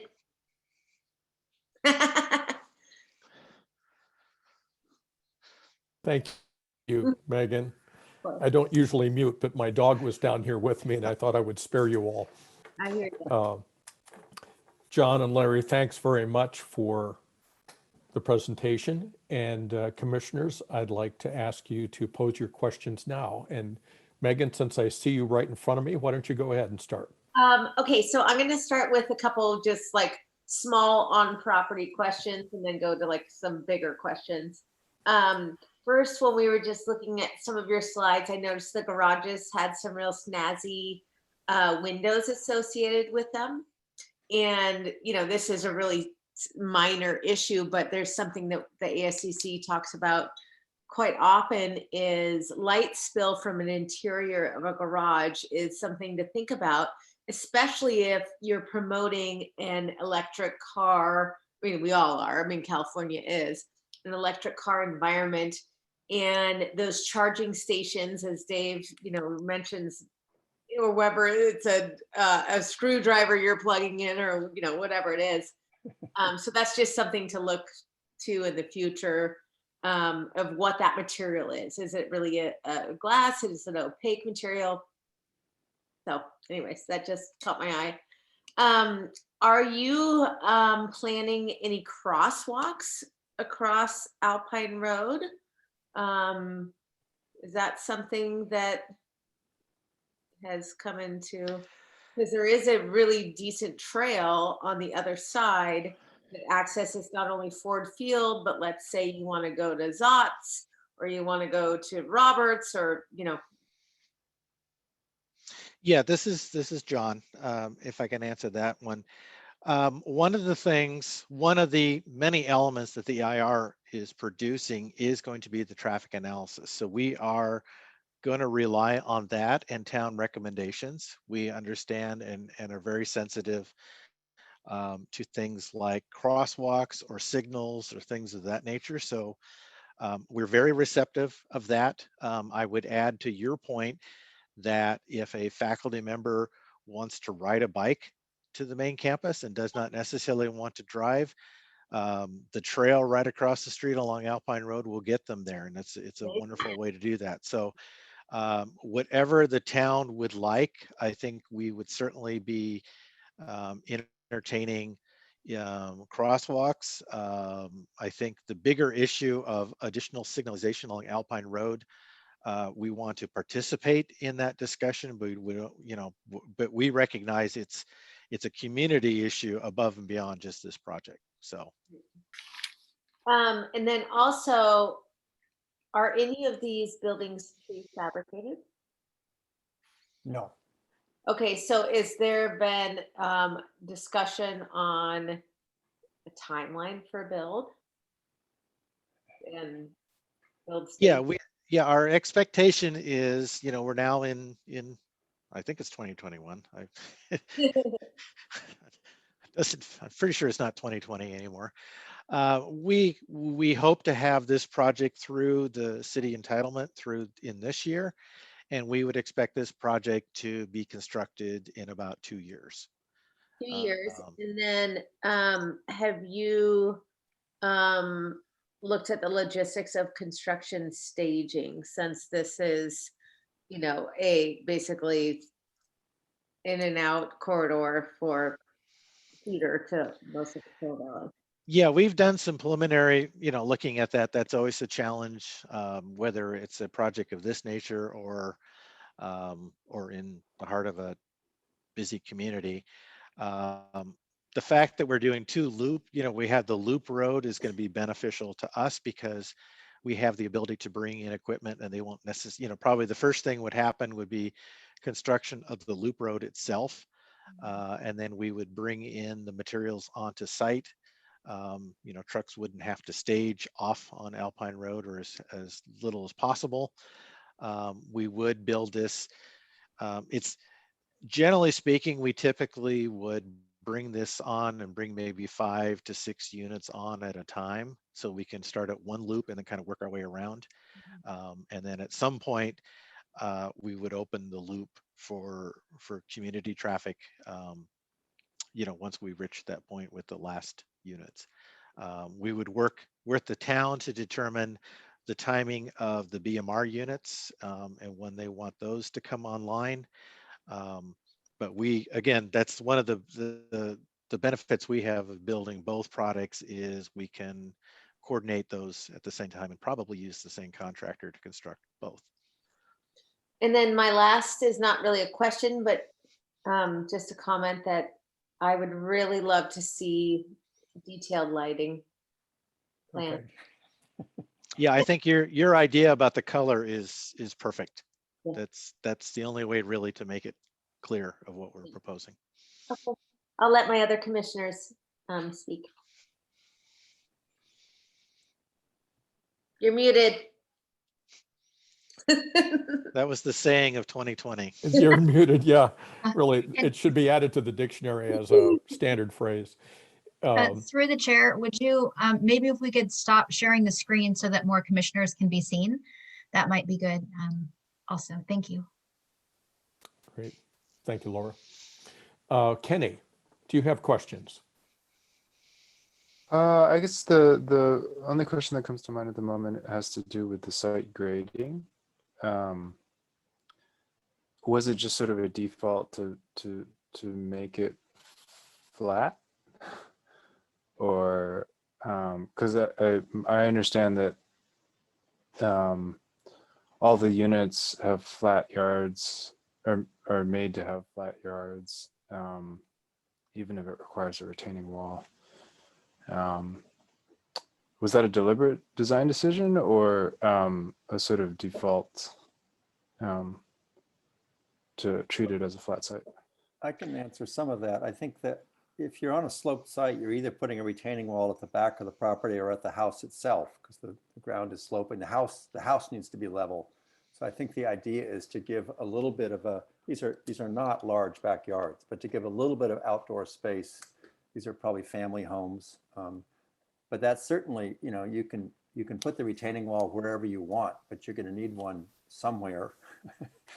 And the idea was to do as little grading as possible, as little earth moving as possible. And that's sort of what we did. We also got the site based on cut and fill to almost balance. There's only 173 yards that have to be off-hauled out of the whole 10,000 yards that are getting moved around. So, and it's, again, this is design development level design so far. So this all will get refined further. But that's where we are right now.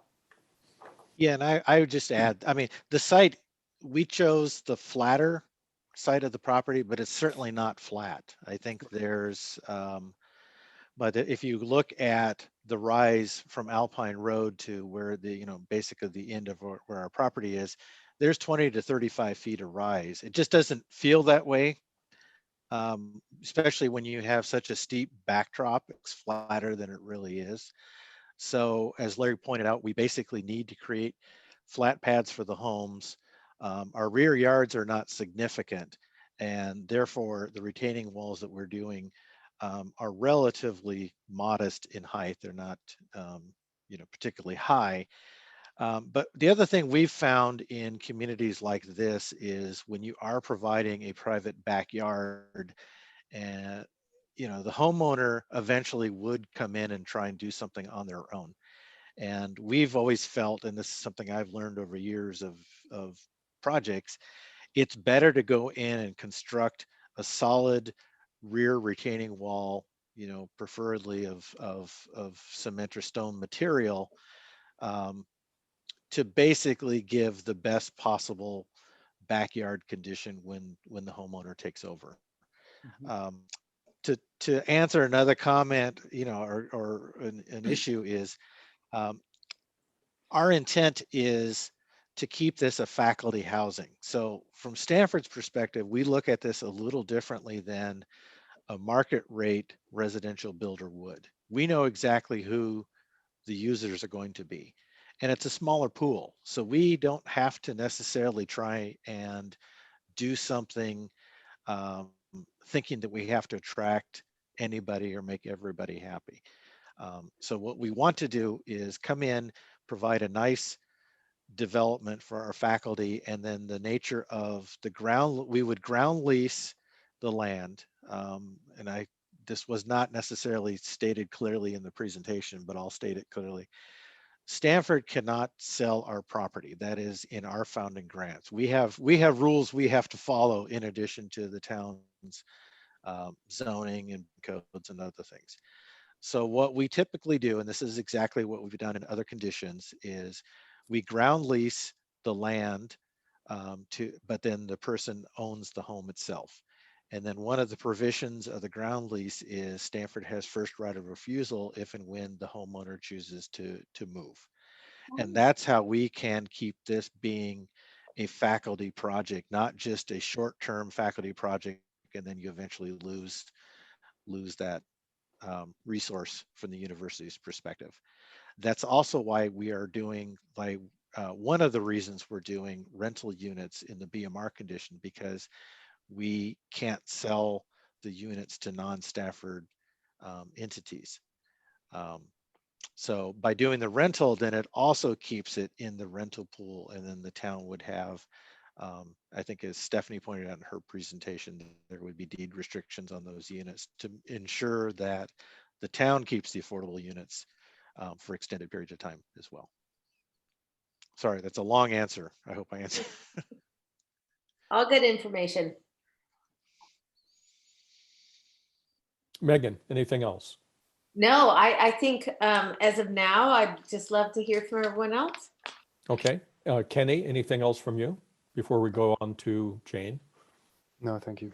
All right, Jane, do you have questions for the applicant? This is the time for questions, not recommendations, isn't it? Yes, this is the time for questions. We'll get into our discussion after the public comment. Yeah. Well, the only real question I had was regarding the trail map that you showed, Mr. Donahue, where you've got the blue oak, the chaparral, and the seasonal streams. Is it possible to get a copy of that, or will that be in the packet next time?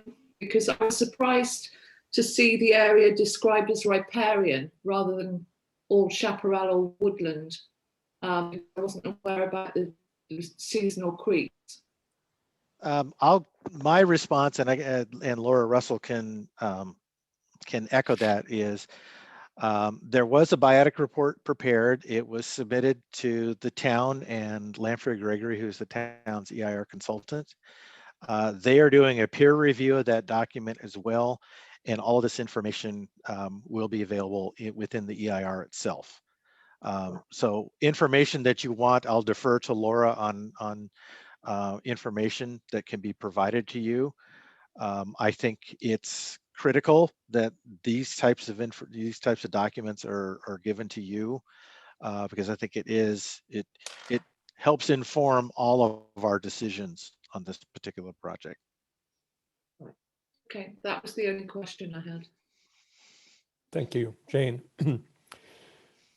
John, I have a question just following up on fire safety. Excuse me. Your presentation is thorough, and it appears that you've done a lot of thinking and planning on this subject.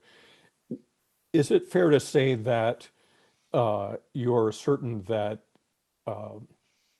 every fire code, fire regulation, both at a state and local level, are met in this project? Yes, that is certainly our opinion, and I think staff would also agree. I think the Woodside Fire Protection District has attempted to be very clear on what their recommendations are based on code requirements versus recommendations beyond code requirements.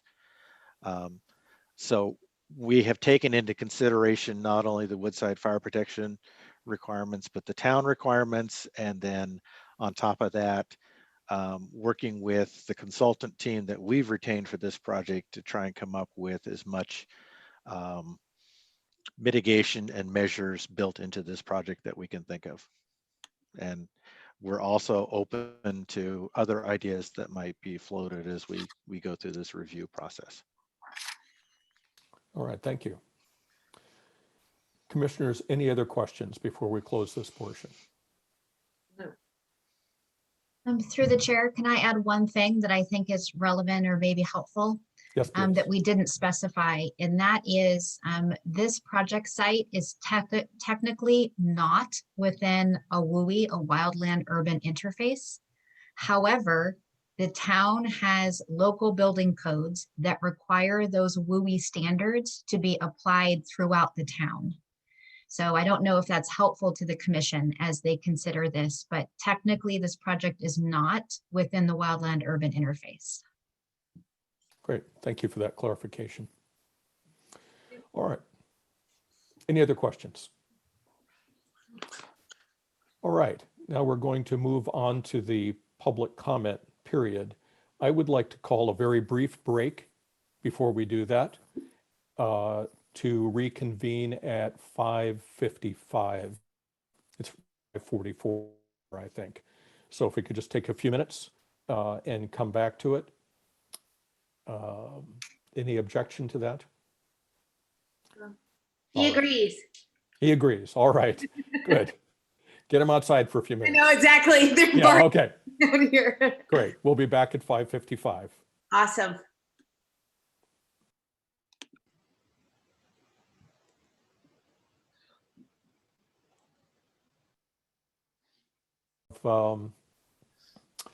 everybody back, I'd like to reconvene the meeting.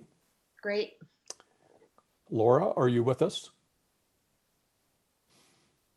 Yes, we're ready to take public comments. Great. So I'll open the public comment portion. I'd like to just make an introductory and start that.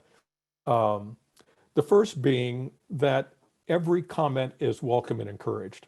People shouldn't feel shy. If you have a thought, you'd like to share it, please raise your hand with the Zoom tool and you will be heard. The second comment I want to make is that all of this input coming from the community is going to be recorded and accessible to everybody, decision makers, advisors, and other members of the public. Along with that, if there are people planning to make remarks this evening who have already made remarks at the Planning Commission hearing last week, be assured that those remarks were recorded and they're part of the record. So we're certainly interested in hearing them, but don't feel the need to repeat them just to get them on the record. They are on the record now. And the last thing I want to say is that the Planning Commission and the ASCC have slightly different missions and jurisdictions. So if you have thoughts about the sorts of things the ASCC considers in its review, those are especially welcome. And those have to do with the aesthetics of a project, the siting of buildings, for example, and other structures in the project. Those are of the greatest interest to us. With that, I'll open the public hearing and invite people to raise their hands. I'm going to see, I haven't done this before, so bear with me. I see 7 hands raised so far. And the first one that I have is Karen Ascc. So can we turn Karen on? Karen, looks like Am you're I- allowed to talk. Yeah. Am I on? You can You're hear me? You're on. I can't see myself. So anyway, thank you, Dave, for calling on me. I have a couple questions. One is I'm just interested in your projection on what the total number of residents would be in this community, you know, including children. And attached to that is, I do have a concern that 89 parking spots may fill up quickly. And what are the plans for overflow parking? As you guys all know, we have a lot of congestion in parking at Alpine Inn and Windy Hill, and I'm concerned about Alpine Road. And actually, Dave, to your comment on lighting, I know this lighting is on bollards, but are they similar to street lights except they just point down? Is that what we're looking at, that it's not on the homes? So those are my 3 questions. Great, thank you, Karen. This, unfortunately, this format is not really set up for question and answer, but those concerns are all good ones. And I think when we get to the commissioner discussion portion, we'll reinforce those. And presumably the applicant and staff are also noting your concerns about parking and lighting and so on. And we'll be able to answer those as we get through the process with more meetings. And also thank you very much for keeping those questions brief. I'll stop talking now. And also just want to mention that if people can keep their comments brief, it's especially appreciated because we may have a number of people who want to speak. Thanks, Karen. Next up is Sylvia Thompson. And Sylvia, you're on. Okay, thank you, Dave, for chairing the meeting and your efforts on that behalf. My husband and I are sharing a computer, so we each have a couple very short questions, comments. My first question for John is, can you tell us what percentage of the floor area of your project is faculty housing versus what percentage of the floor area is for the BMR housing? I guess he's not answering Well- now. or- No, that's right. Just keep going. Okay, so that's a question for the record then, that I think would be good to get out there. Great. The other part, you, John, presented a vegetation management plan that shows 99% reduction in fuels. But we understand from the fire marshal that that doesn't take into account or hasn't added back in the risks associated with high density housing. So from that point of view, this chart that shows 99% less fire danger is pretty misleading. So we'd like to see a chart that what it would actually look like with the high density housing there, because So- that reflects the reality. And so with that point, I know that this committee is supposed to be about aesthetics and lighting, and that's nice. But actually, I think the principal concerns of everybody in the town should be about fire and geologic safety. The fire marshal made it clear at the planning commission meeting, he has serious concerns about this project. And so I think it's important that that gets resolved. Don't think it's right that Stanford should be saying it's all hunky-dory when it's clear that the fire marshal in a public meeting says it's not. That's really important, and I don't believe this can go forward with a he said, she said with the fire marshal, who's a public official who's here to protect us. You also pointed out that you believe we're fully in compliance with all fire regulations. We understand the town is not in compliance with SB 1241 or with AB 747. These are the requirements for the town to have a safe evacuation plan for its residents in the event of a fire. And I think it's incredibly irresponsible for the town to be considering further development when we don't have a fire evacuation plan, particularly given the events of last summer. So I think that's very important for the public record that the town is not in compliance with state law regarding fire safety. And finally, you mentioned that Cotton Shires are your geologic consultants. We'd like to know whether they were the people who removed the Hermit Fault from the map. And if it wasn't the geologic consultants, who removed the geologic fault that runs through the Stanford Ledge from the map and why? Questions that should be answered before there's any consideration of the color, the lighting, or anything else to do with this project, because people in this town should be deeply concerned about geologic and fire safety as their first concern. Thank you very much for your comments. Next up is Bill Ustra. Bill, All right. you're on. Hi, all. Thanks so much for all that you guys are doing for the town and in the community. I really appreciate all the effort. So we're supportive of this project. We're supportive of the goals, and we're supportive of the execution, and where there are adjustments to be made, we've got confidence in the various committees to make those adjustments. Thanks so much. The meat of my comment really is around the wedge, the top part of the wedge, so the furthest from Alpine Road, the closest to Cervantes. There's probably the fire risk extends beyond the Stanford property line. However, the land that's beyond that is sort of chopped up pretty quickly by a bunch of home sites that are very difficult to access because of the grade there. And so my question is, if Stanford's sort of fire mitigation and safety plan involves taking care of the risk on the upper part of the wedge, if there's the possibility to bring in or partner with the homeowners surrounding that area to really address that risk. I'm assuming Stanford's economics will be much better. And if the homeowners can participate in that rather than us all relying on everyone to sort of go out and find a contractor and figure this all out, it seems unrealistic. Whereas if Stanford were to partner and to look at that land, the extra 15% beyond their ownership as part of a process in partnership with the town and the neighbors, that would really make a material impact in reducing the fire risk there. There is a decent amount of slope above you, and you know, I think that'd be a great part of the plan. So I'll leave it at that. Thanks again. Thank you very much, Bill. Next up is Betsy Morgenthaler.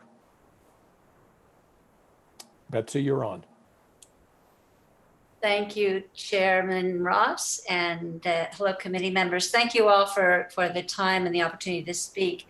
My focus is on the main draw of this project for the community, which is the below market rate units, and the evolution of the leasing and management of those units, as I've heard a year ago, January. And so this is a question, and I hope for some clarification today from one of you to hear if my understanding is correct.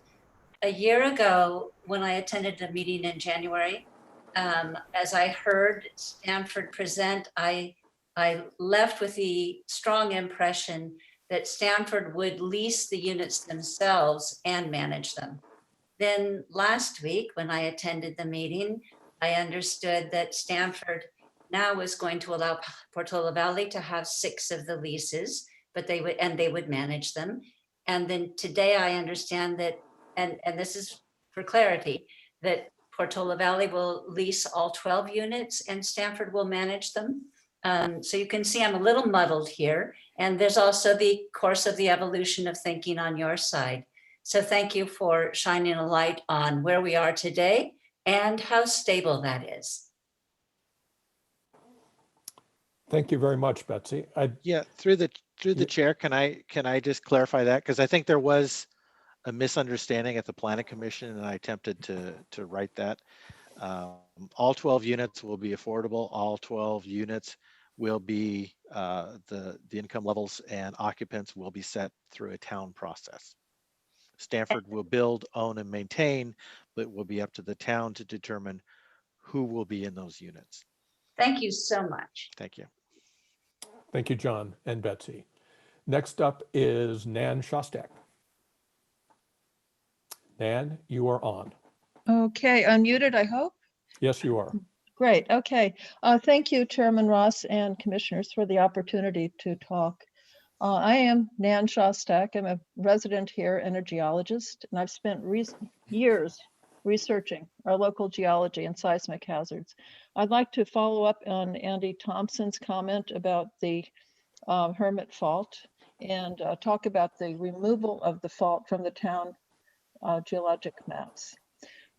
Both the California Geological Survey and the United States Geological Survey's current geological maps show the Hermit Fault as running directly through the proposed development site on the Stanford Wedge, and so did Portola Valley's maps until 2017.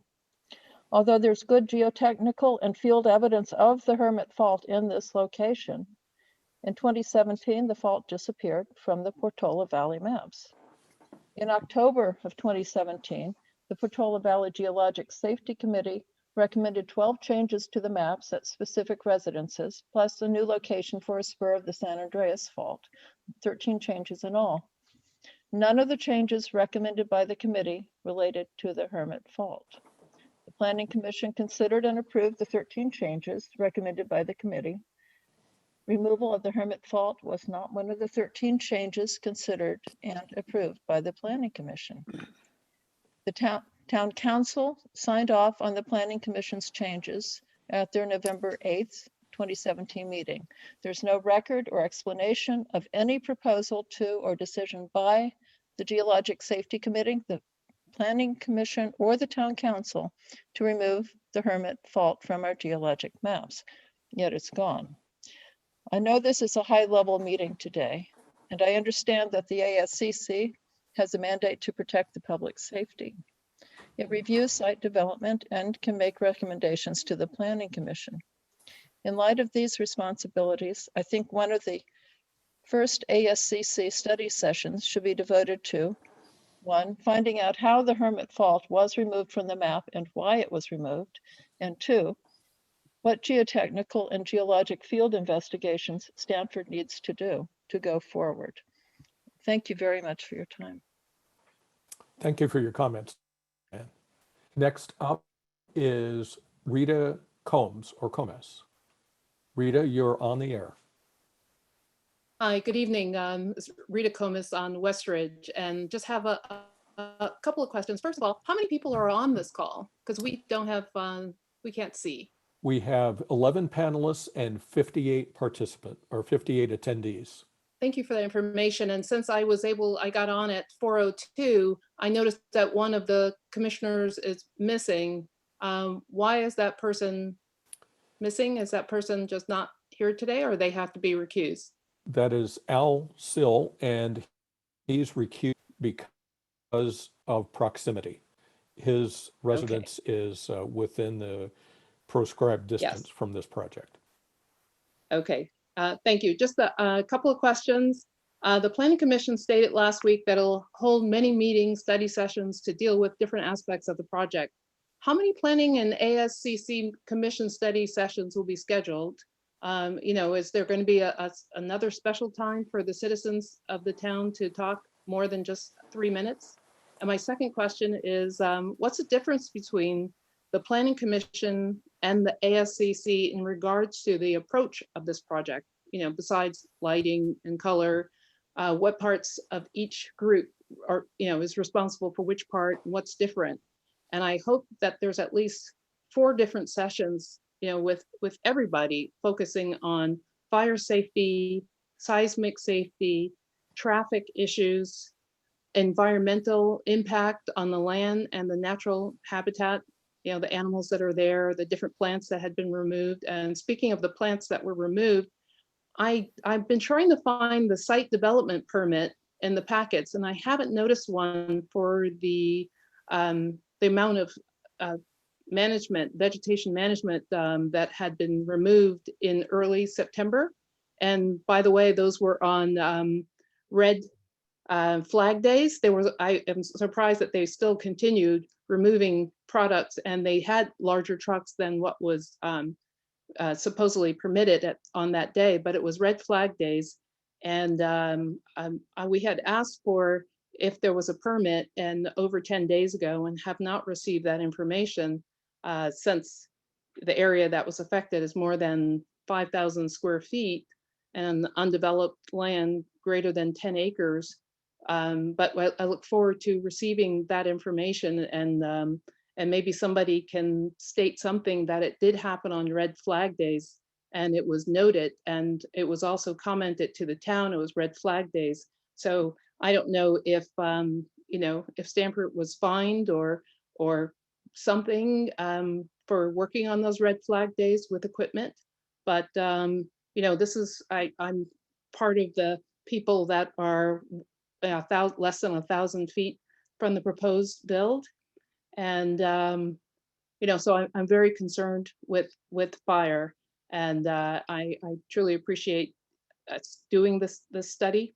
And I look forward to how things evolve in the future and being part of it. Thank you. Rita, thank you for your questions and comments. And Laura, can you very briefly recap the, I think you had a slide up earlier of the upcoming meetings in the process and the various bodies that will be hearing this in a public format?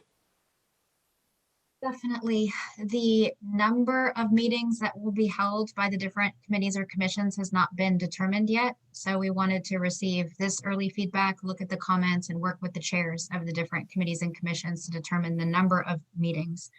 But there's an entire table. It's on red page 17 of the staff report, and we'll be posting something very similar to the website. And it talks about all the different committees and commissions and kind of the focus of their different review to help people to understand how the different committees and commissions fit in. So there will be, we did discuss at Planning Commission that we do expect to have, multiple meetings. The exact number we have not determined yet. I would be working with the chair of this commission to determine, the scope of this commission's review and the number of meetings that would be required to do that. And then all of the other committee meetings that we outlined earlier, the Subdivision Committee, the Trails and Paths Committee, Bicycle, Pedestrian, Traffic Safety Committee, Conservation Committee, and then, as we mentioned already, ASCC and Planning Commission. Laura, you also had a slide that listed all the meetings that have currently happened and all the ones that are coming up. Would you be able to show that? Because I think the questioner missed that because she wasn't at the start of the meeting. Yeah, we could pull that back up if the commission would like. The exact same information is on red page 17 of the staff report. That might be easier for people to see at home too, if they've got access to that. So through the chair, would you like us to pull that slide back up? Why don't you do that? And folks, if you don't know where to find red page 17, it is in the packet attached to the agenda. So if you have the ability to download or open that, you can follow along, but we'll briefly look at the slide that Laura put It's up. number 36, Carrie.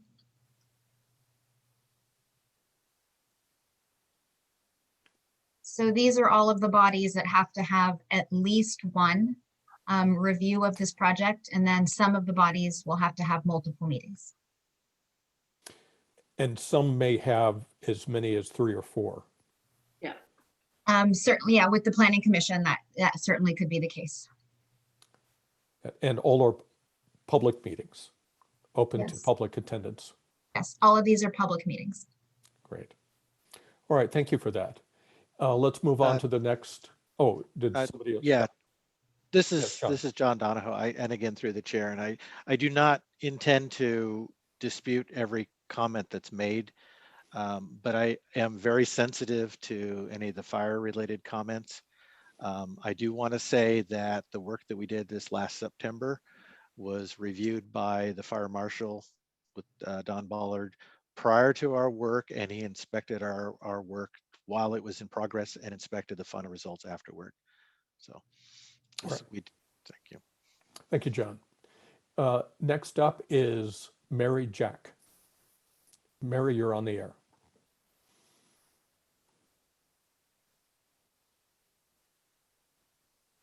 Looks like you might be muted.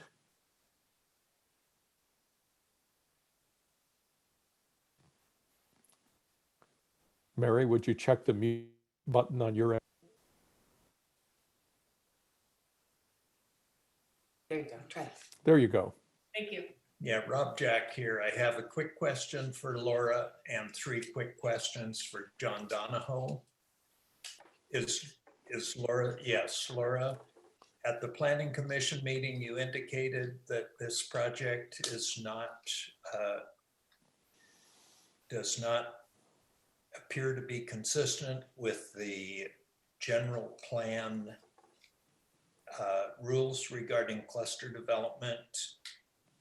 Am I correct in that? And if I am correct, could you elaborate on that, please?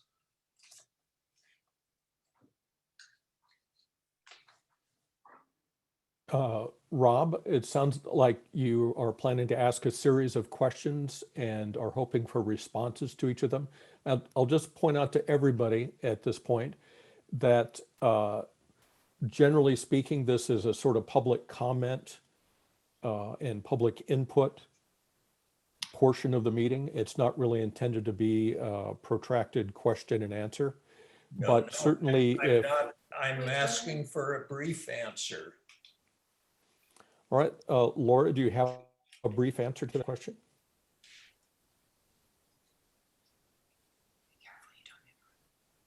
Yes, I was just looking for the section of the staff report.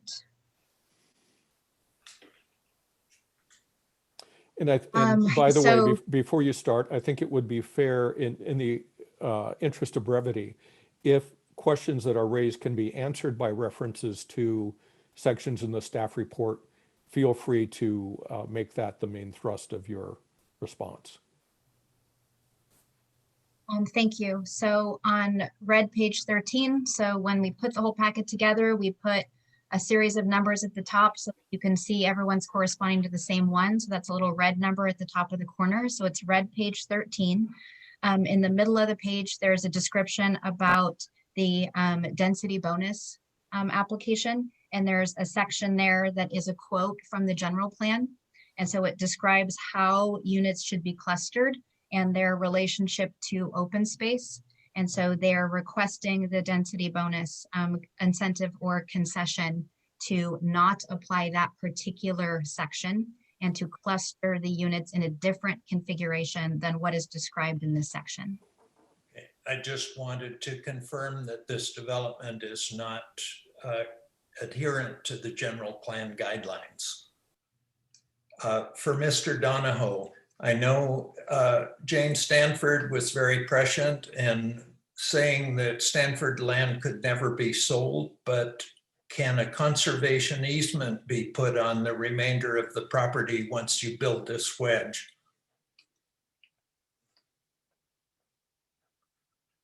John, are you available to respond to that, or is that more of a town question?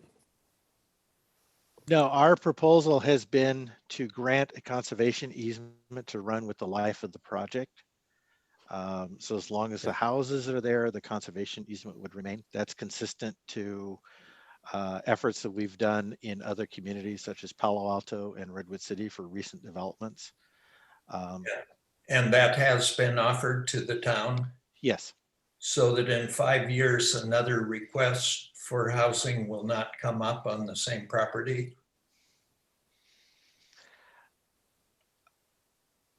Would the chair like me to answer that, or would please, Laura John, like go to answer ahead. this? I assume it's a permanent, or it runs with the life of the ownership or the project itself. Yeah, to give a very brief answer without getting into too much detail, but the concept is essentially is we're transferring all available density on the property to the 6 acres of development. So with the approval of this project, there isn't any other available density based on current general plan and zoning densities. So there would not be the ability to construct other units on the site other than what is being proposed before you as this project. And Laura can correct me if I go wrong, or Cara. Thank you for that. Thanks, John. I have a question also for John regarding the Arroyo Trail, or whatever you call it, coming down from the Westridge Trail Network to the trails that you propose on the property. You mentioned at the Planning Commission meeting and also at this meeting that part of what exists is on private property and part is on Stanford property.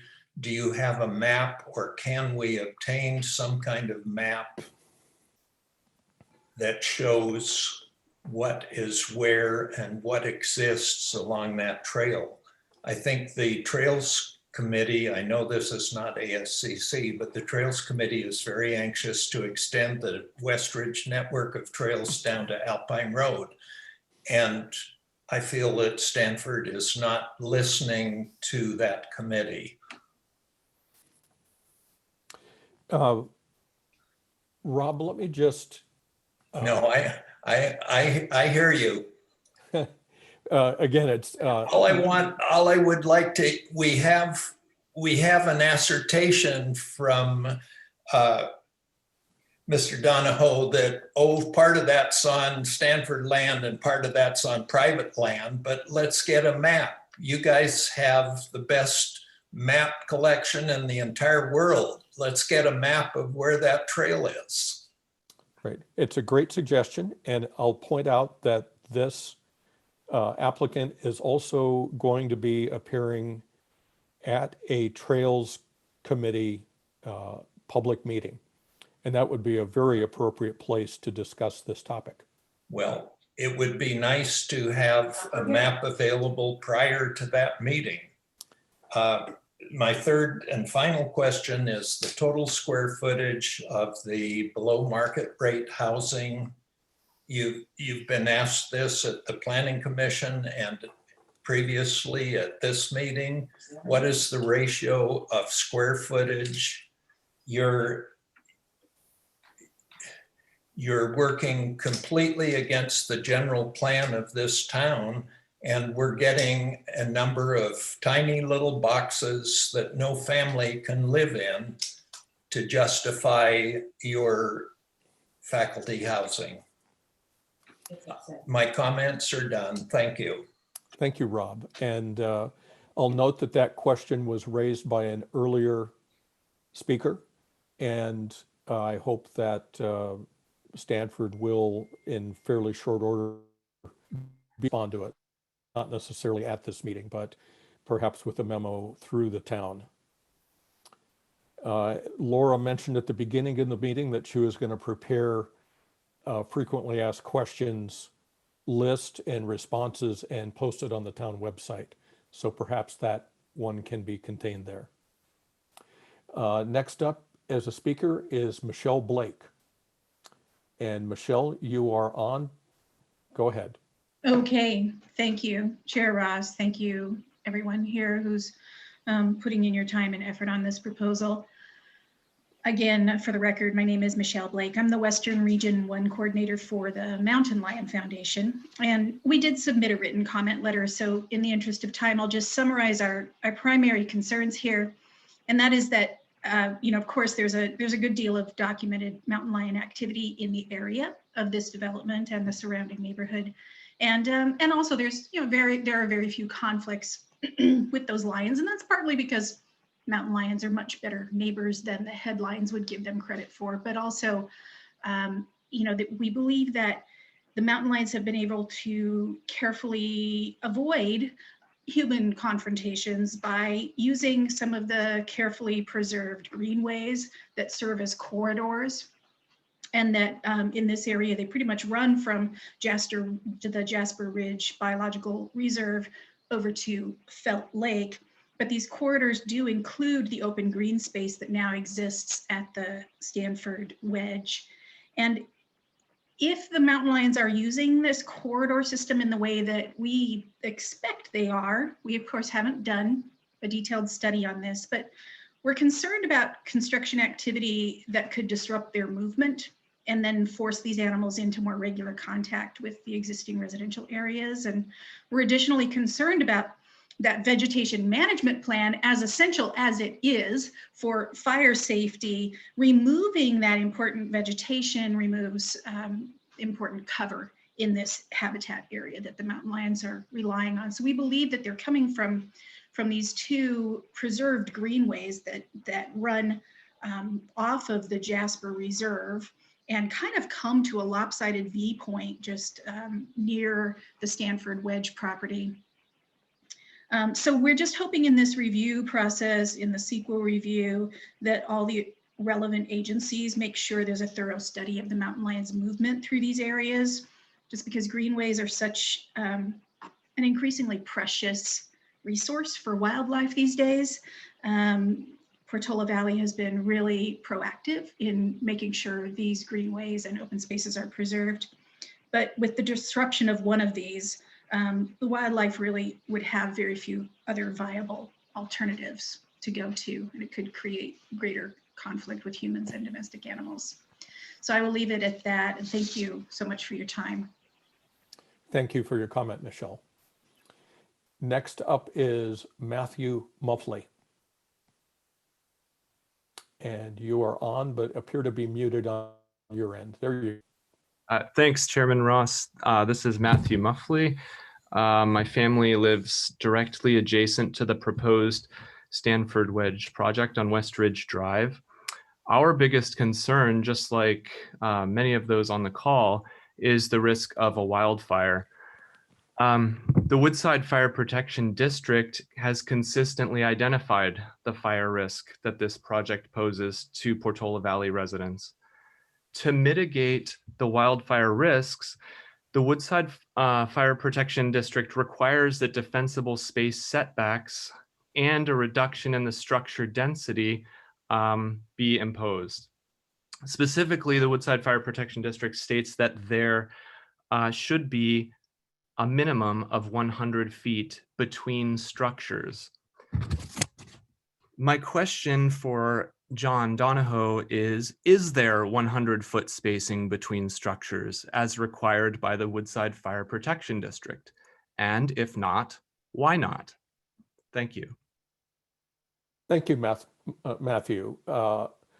This is perhaps a question that would be suitable for Laura's inclusion in the frequently asked questions.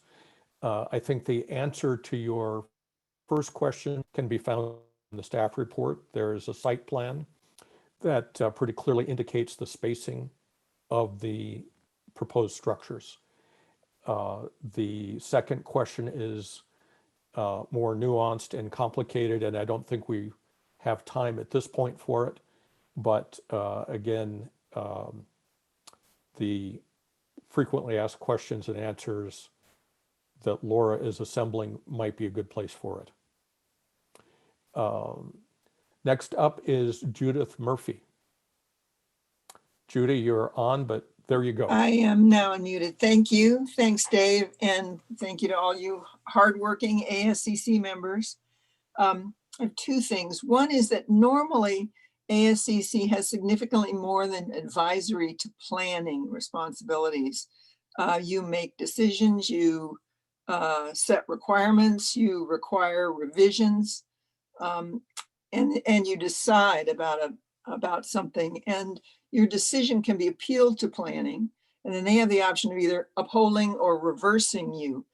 And it seems from what Laura was saying earlier, it sounds like in this situation, you've been sort of demoted to being just advisory to planning. And I'm wondering about that. I'm just wondering about that takes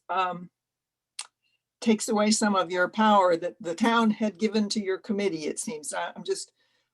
I'm not asking for an answer now, it's a structural question really. And I have some concerns about, all the decision ended up being made at sort of one lumpy level further on, and all the committee's input. We're used to it in conservation where we are largely just recommending things and then you take the action. But it's a little odd for you not to be able to take definitive action yourself and then have planning either support you or not support you. So that's one thing. The next is I want to call attention to the site as part of the ASCC. Conservation has strongly recommended, and I want you to take a serious look at moving this whole project south. Sorry, John, I know you've heard me say this before. It gets redundant, I know. But this is one of the settings in which it's of special interest to the ASCC. That strip of 25 feet that exists between the buildings and the Westridge property lines is wholly inadequate to the task of providing a trail that would be very desirable through there for connectivity reasons with the trails, a wildlife corridor that probably currently exists that would be shut off or greatly constricted, habitat that exists in that area, an important separation from the Westridge residents.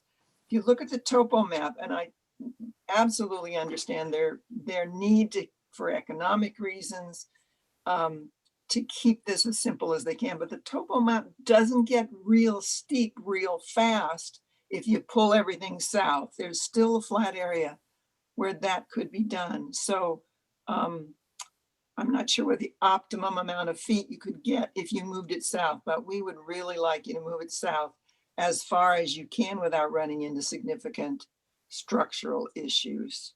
And in a more minor way, the setback from the scenic corridor is exactly the minimum that's required. It would be lovely to have a little more generosity of setback along Alpine Road. Thank you. That's it for me. Thank you, Judy. Next up is Leslie Crease, or Creasa. Forgive me if I mispronounce your name. You're on the air, but you appear to be muted. There you go. Hi, this is Leslie Crease, and I live in the ranch.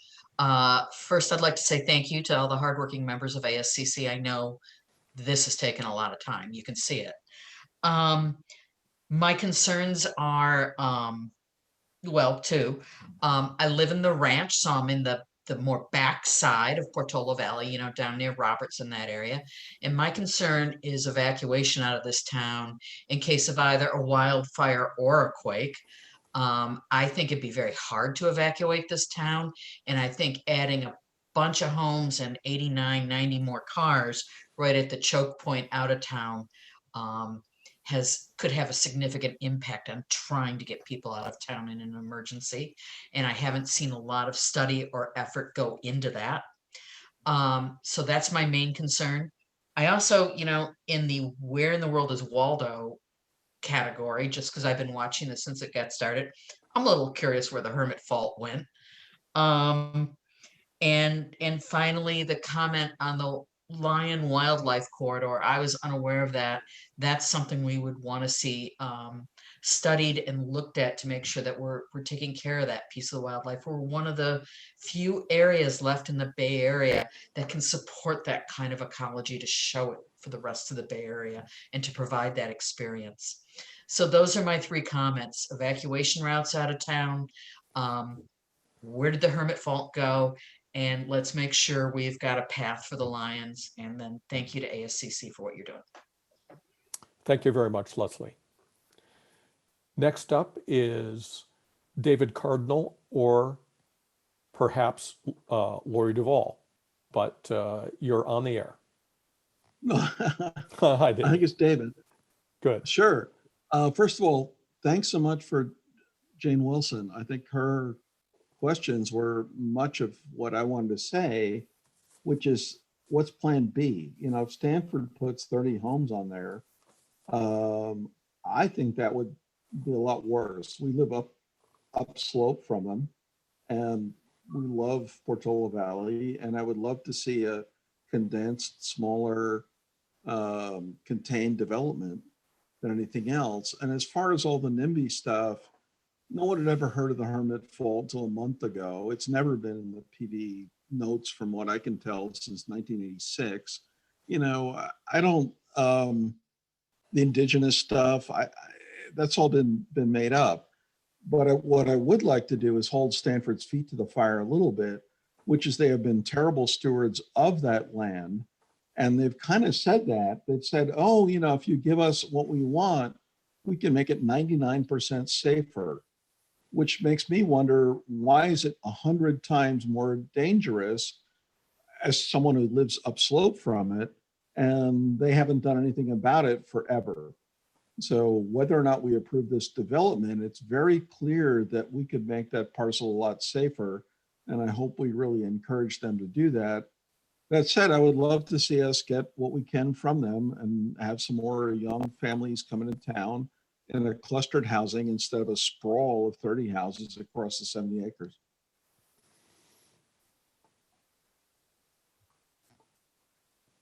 Great. Is that it, David? Yes, thank you. All right. Thank you very much.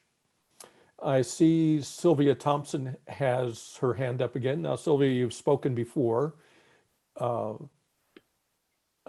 Yes, thank you very much for the opportunity to let me speak again. I really appreciate it and really appreciate all that you are doing and for the meeting. I just had two questions that I was hoping could get resolved. One, I noticed somebody asked a question that Al Sill had been recused because he lives near the development. And on the Planning Commission, I know that his wife, Ann Kopsill, also recused herself because she lives near the development. So I'm wondering, is that some town rule that they were forced to recuse themselves? Or was that their choice? Because it seems kind of odd. There's so many of us that live right on the border of the development. So it seems that it's only should be reasonable that we would have representatives that would also live where we do, near the development. Sylvia, this is a feature of state law. It is not a choice. Okay. And in fact, I'm relatively confident, knowing both of them, that they would love to have been able to participate in this meeting. So I also believe that they're paying close attention as neighbors. But no, it is a state requirement. It was not a choice. okay, what do we know what law that is, or? Maybe Laura can answer that specific question. I don't know the code citation. This is Cara Silver, the town attorney. I'm happy to answer that question. Thank you, Cara. It's the Political Reform Act, and that's a state law that prevents decision makers from having a financial interest in a decision or from participating in any decision where they could potentially have a financial impact. So the thinking is that if one of the commissioners' properties could be either negatively or positively impacted financially by the project, that they should not be participating in the decision. But Cara, thank you so much for that answer. But just don't we think that this could be impacting everybody in the entire town financially? Like with people's fire insurance not getting renewed and things? Right. The law only applies to decision makers of a body that is issuing a permit or making a recommendation on a permit. So it doesn't apply to public members. So Sure, but I think almost, I mean, all the decision makers on all the committee all these committees all live in Portola Valley, right? Sylvia, I'm going to call time on this one. Okay. right, What then I we're just doing want- is complying with state law, and everybody who is allowed by law to participate in this meeting and similar meetings is doing so. Okay, thank you very much. I was just sorry, I was confused because I'm still confused actually, but that's okay. I'll drop this one. And then just the one other thing, for the format of the please. meeting, when I first asked my question early on, it appeared that people weren't answering questions at all. But since it appears that a lot of straightforward questions have been answered, so I'm just wondering whether either John or Laura could answer this very simple question. I think they have the data on the ratio of floor area faculty housing to BMR housing, because I think they have that. John, that's I think a fairly straightforward question that you probably have the answer to that. Laura, do you have that information? We would have to calculate that, but I'd be very happy to include it in the FAQ that we'll put out after the meeting. Thank you very much for your help with this. Thank you, Laura. Okay. That's all. Thank you so much. Thank you, Sylvia. Next up is Christy Corley.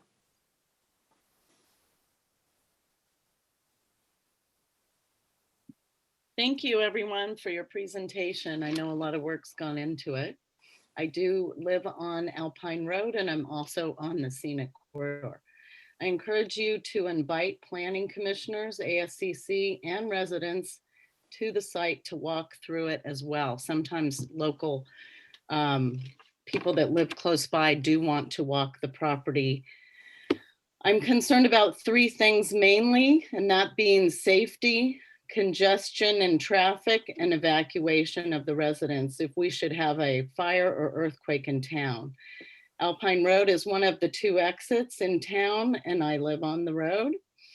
When I talk about safety, I mean people, residents and non-residents. As you know, we have lots of people coming in and out working. Automobiles, bikes, horses, and pedestrians. We need to think about each and every one of those and make sure that I've seen bike accidents. It looked like from a previous study, there had been 17 bike accidents out of 45 accidents. So we do need to look at that. I'm concerned about the congestion on our main roads and the ability to move in and out of town quickly if needed. Will this project cause aggregation of vehicles? We need the fluidity to move around promptly should an emergency occur. If a resident has a health event, heart attack, and tries to get to the hospital, it can take 30 to 40 minutes at peak hours to drive to Palo Alto. If a 2-year construction project is going on, how will congestion affect the residents? Has a thorough traffic report been done for the town, which will last 5 years? I know the town completed a pedestrian study with traffic speeds checked from a 2012 report, accidents from a 2014 to 18 report. If this is to be used for a traffic report for the Stanford Wedge application, I think we're falling short in protecting our residents' safety in Portola Valley. We can do better with conducting an updated, thorough, long-lasting traffic report and study for the town paid for by Stanford. Evacuation. Number 3, we need the ability to move lots of residents in a short period of time. We need a well thought out, long-term practiced evacuation plan for residents of Portola Valley. I have sent the town a sample of Truckey's evacuation plan. It's a very good sample. Will Stanford and the ASCC invite residents to walk the land? It's better than, and we could then do our comments in greater than 3 minutes. Usually with a large application, an EIR is available so we can review it in very deep, defined detail and come up with questions. I'm not sure we have all the information to comment on right now. And who receives the rental profits from the 12 affordable units? Is it 50-50 Stanford and town, or is it 100% Stanford rent money goes to Stanford? And then on biological studies, I would like to see the studies done at the correct time of year. You know, if we're looking, you know, summer versus winter, we need to look at water tables in the winter, not in July or in the summer. And that's my comments for now. And I look forward to more meetings in the future. Thank you very much. Thank you for your comments, Christy. Next up is Rusty Day. Welcome, Rusty. Thank you, Dave. I would like to suggest that the commission, as the Planning Commission, I believe, also indicated, agree to schedule some additional study sessions. And I think it would be beneficial to organize those sessions to deal with particular areas or topics of concern, such as fire safety, that there be a study session on fire safety so that the issues can be aired and properly addressed and the people can be informed accurately. 110 residents have requested this, and I think it would be good for the ASCC. I realize you are all volunteers and you're putting in a lot of time, but I think organizing this into some study sessions where people have an opportunity to come prepared and are given an opportunity to speak at length would be helpful. Second comment I'd like to make is with respect to this planned unit development. Typically in a planned unit development, let's think Portola Valley Ranch or Blue Oaks residents in town. What happens is you take the development rights for the entire parcel and you concentrate them in a portion of the parcel. So yes, there is a reduction in lot size. There's a grouping of structures within a portion of the parcel, but the rest of the parcel is then given over to public access. It's not taken off as a private reserve. It's not treated as private property.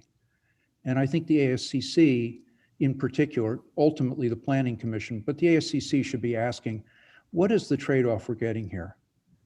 You know, if we're going to have a planned unit development, then the open space reserve should be open to the public.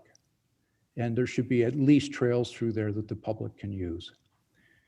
The third thing I'd like to say is with respect to the transfer of those development rights.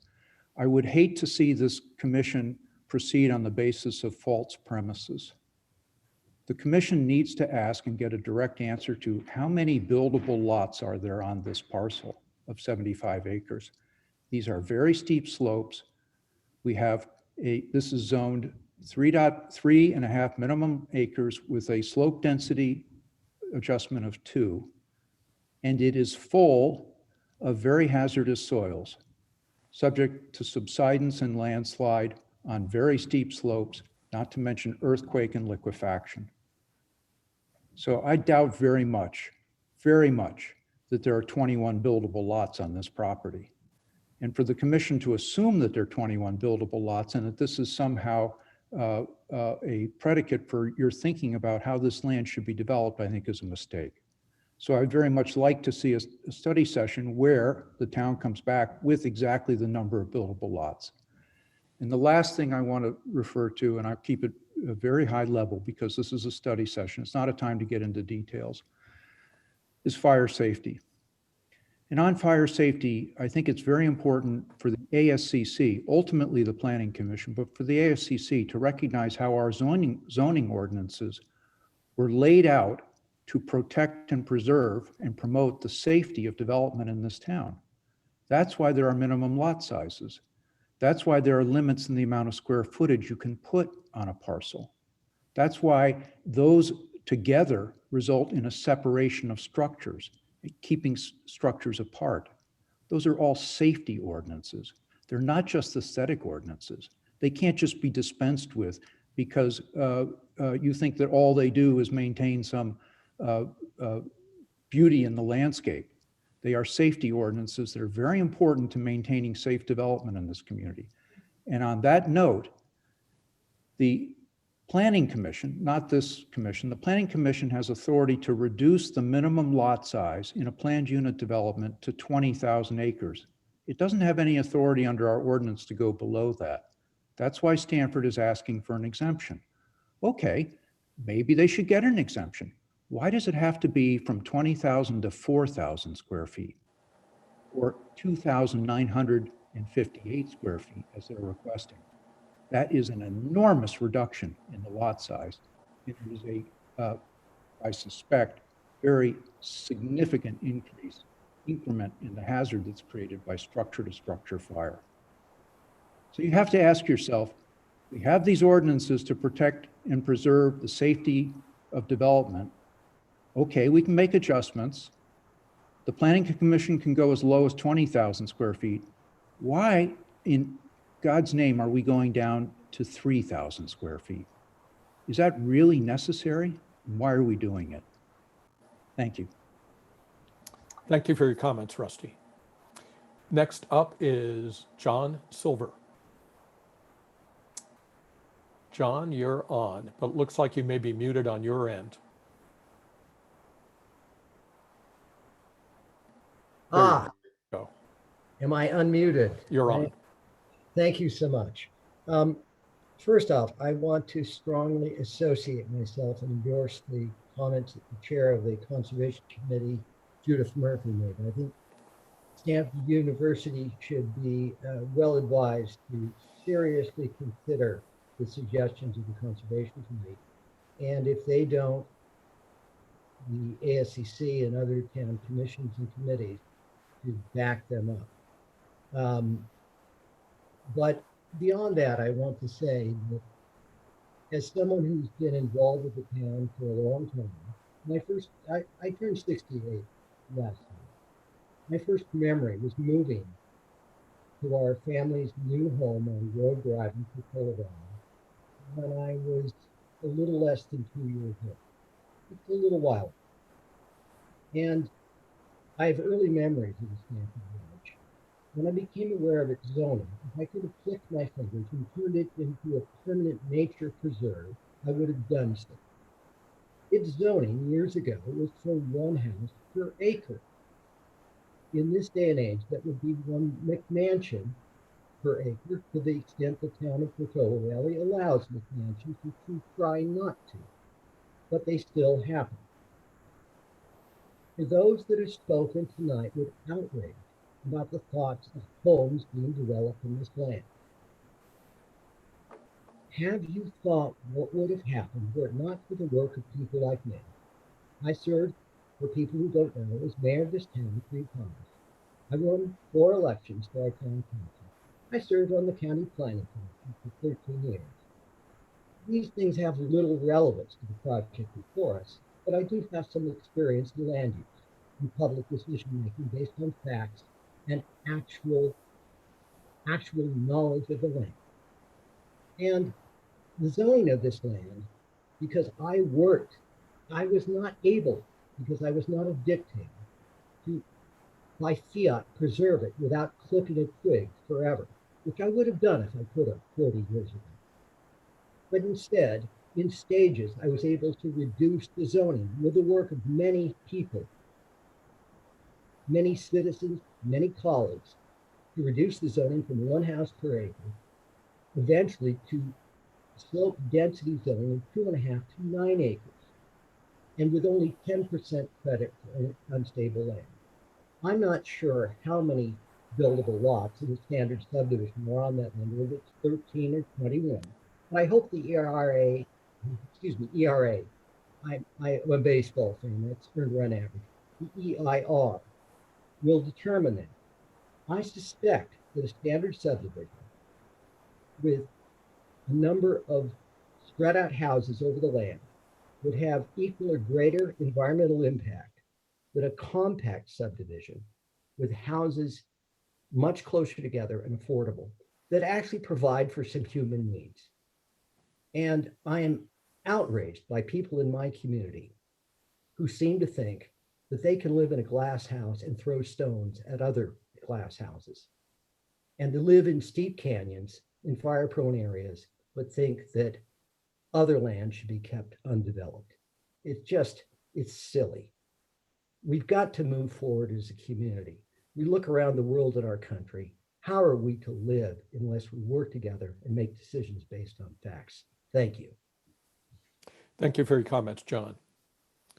Next up is another John Richardson.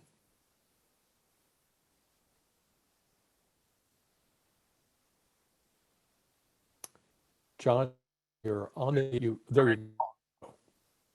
Am I unmuted? You're unmuted. Great, thanks. I have just several questions I would like to pose to the commission. I appreciate your volunteer work. The first one relates to they're basically related to fire mitigation. And I think Rusty has referred to the need for an in-depth review on that whole set of issues. But I'd like to ask briefly, the turnaround capability on both the fire maintenance road and within the small road within the development itself. Are those turnarounds at the end of the fire maintenance road and within the development of the bend, the hairpin bend within the development, are they large enough to accommodate ladder trucks and large fire maintenance vehicles? Can John Donahoe answer that, or his? John, I can probably answer that question by saying they will be required to be. In my experience on the ASCC through the years, the fire department has been very forthcoming about the requirement to turn around areas and turning radiuses. So I can't imagine an exception being made for this project. Wonderful. May that be shown in the record. Number two, the water pressure issue is touched on by John Donahoe, but I didn't fully get the scope of it or the detail of it. John, could you recap what the water pressure augmentation will be by Stanford? John Richardson, let me ask you if you would find it acceptable to go ahead and state your questions, and I'll ask Richardson to address them in the frequently asked questions document that she's going to publish. That's fine. I would like to know both availability of water, water pressure sustained under normal use conditions, and what's being done to augment the supply so that good pressure is maintained during a fire emergency. The third question would relate to the annual vegetation management plan and how detailed that would be and how it would be enforced all the way up to the private properties at the tops of the slopes. And the fourth question and the last question is how rigorous will the houses be equipped with fire resistance inside? You've pointed out how they're going to be equipped outside. I'm interested in sprinkling systems inside the house, detectors, extinguishers, alarms, and foundation vents, etc. Could that be addressed in the response? Great. That's it. All good questions, John. Thank you very much for bringing them up. You bet. Bye. All right. I don't see any more hands raised. If you want to address us, now would be a good time. Once I close the public hearing portion, it will come back to commissioners for discussion. One note through the chair, there is someone on the phone. If you want to raise your hand, if you're on the phone, do *9 on your phone to raise your hand.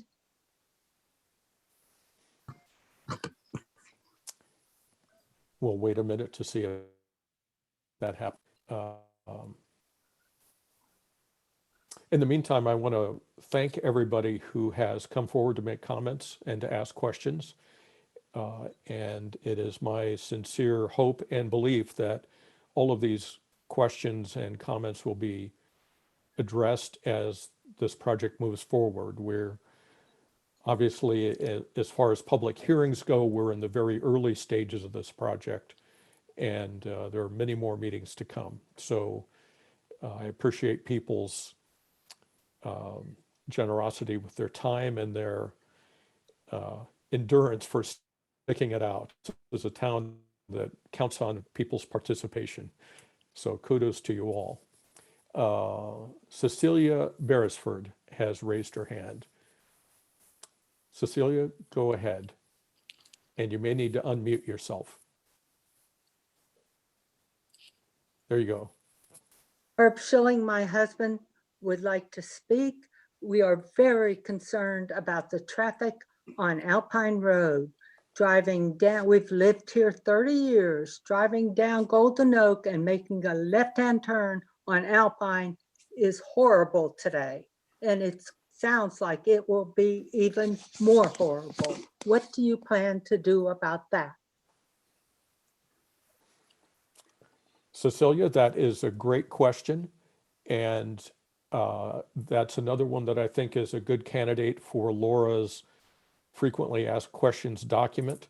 I would just say that there, as part of the environmental impact report, there is a required transportation study. And so this is a question that if it can't be answered precisely right now, that it is certainly going to be addressed through the process. And the question for Stanford is, are they prepared to expand Alpine Road to a 4-lane road from their property to 280? Because I think this is a critical factor in terms of this whole project, that it is ludicrous to think that people are going to be able to get in and out of Portola Valley and have this bottleneck there. I mean, we already have a 40-mile-an-hour speed limit. That's going to be reduced probably to 25 in order to accommodate this excess traffic. And Portola Valley is famous for not having any stoplights. They advertise that. Does that mean we will need stoplights? Again, excellent questions. And they are noted in now. And I'm confident they'll be addressed as this moves forward. Anything else? Thank you. You're welcome. Thank you for your comments. Okay, is anybody else interested in speaking?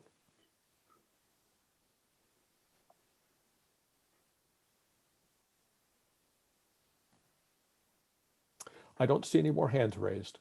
So I'll go ahead and close the public hearing and come back to commissioners for their comments, their thoughts. Again, there is no action to be taken this evening. This is really just a study session. But if you have some things that you'd like to kick around, this is a good time to get started. So why don't I start with Kenny?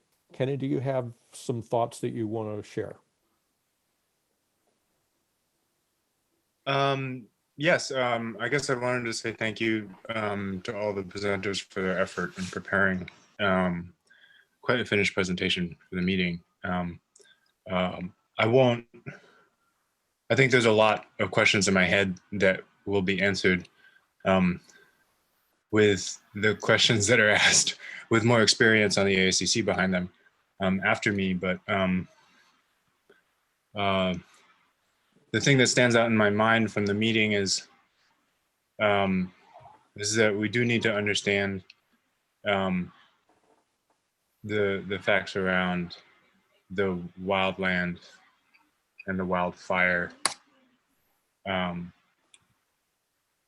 sort of risk effects of the project from all sides, as far as can be understood, I guess. This is, to me, it's the number one priority for the town to address going forward.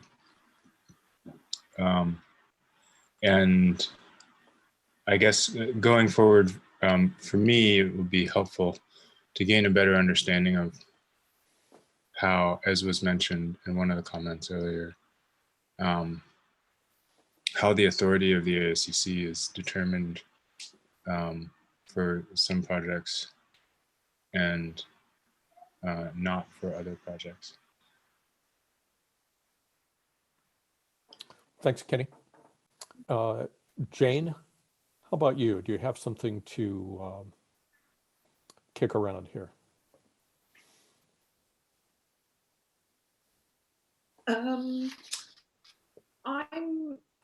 Well, aside from the heights of the buildings, the BMRs, which I'd like to see reducing to the town stipulated 28 feet, and the planting of natives, which I think is overplanted, I think my main concerns relate to, again, the EIR, which I think is going to be a really important piece of information. And I almost wish that the fire officer Bullard had been in this meeting, because I'd like to have discussed with him his ideas on what are high-risk category fire areas, because I'd like him to tell me which ones in PV aren't in a high-risk category for fire. He's been using our town, and we're not using, but in our town, commenting on fire risk. We've been told to remove chamise, remove greasewood, remove poison oak, remove limbs of trees below 6 feet, remove monkey flower. And to me, at the end of the discussion, I basically asked him which, what would you prefer, just tarmac, whole town? And he basically said, yes, that's the safest. So we need to have some sort of interface where we can say what is dangerous and what is not, but that correlates with our wish to conserve what we can, mountain lions, dusky-footed wood rats, all of that kind of thing, because I think all of this argument back and forth about what is safe and what isn't, and what is geologically, we're all built on a fault. We all, if planning came through now and said, where can you build in Portola Valley? Probably 50% of our houses wouldn't be able to be built. And I don't understand why we're having a go so much at Stanford about where they're building on 6 acres of a 75-acre lot, when they're going through all of this, making their houses safer. We've got shake roofs, we've got wood siding. They're doing all they can to make this place safer, and we are blocking them because we're complaining about the fact that some of it is going to be affordable housing, or some of it is not what we want in this area. We're drawing up the drawbridge after we've bought our houses and after we're living in them and enjoying them. So it's upsetting to me as a person, as a human, as somebody who wants to see environmental things going, protected. I do want to see the native species protected. I do want to see mountain lions saved, but I don't want to see NIMBYs. So that's basically my comments. And I know that we'll be going through these plans regarding lighting, regarding native plants, regarding road safety. And I trust the system that will see all of our things, all of our questions answered to our satisfaction, to the satisfaction of those who want safety and people protected, not necessarily to the people with the drawbridge and the pitchforks. Those are my comments. Thanks, thanks, Jane. Now, I think that Megan might have needed to break away for a moment. So Megan, if you can hear me, if you're still on the line, this would be a great time to add some comments if you have them. I don't see her coming back. Let's see. So I'll go ahead and make a few comments while we wait to see if Megan's able to come back to us. First of all, I appreciate a very thorough presentation and a very thorough review by staff. Both presentations I thought were extremely helpful to me. I have been paying some attention to this project as it's gone along, but this is the first time I've had this amount of concentrated information presented this professionally, and I really do appreciate that. My thoughts overall are that in terms of The general approach of concentrating the development into a smaller area is it is the appropriate way to handle this development.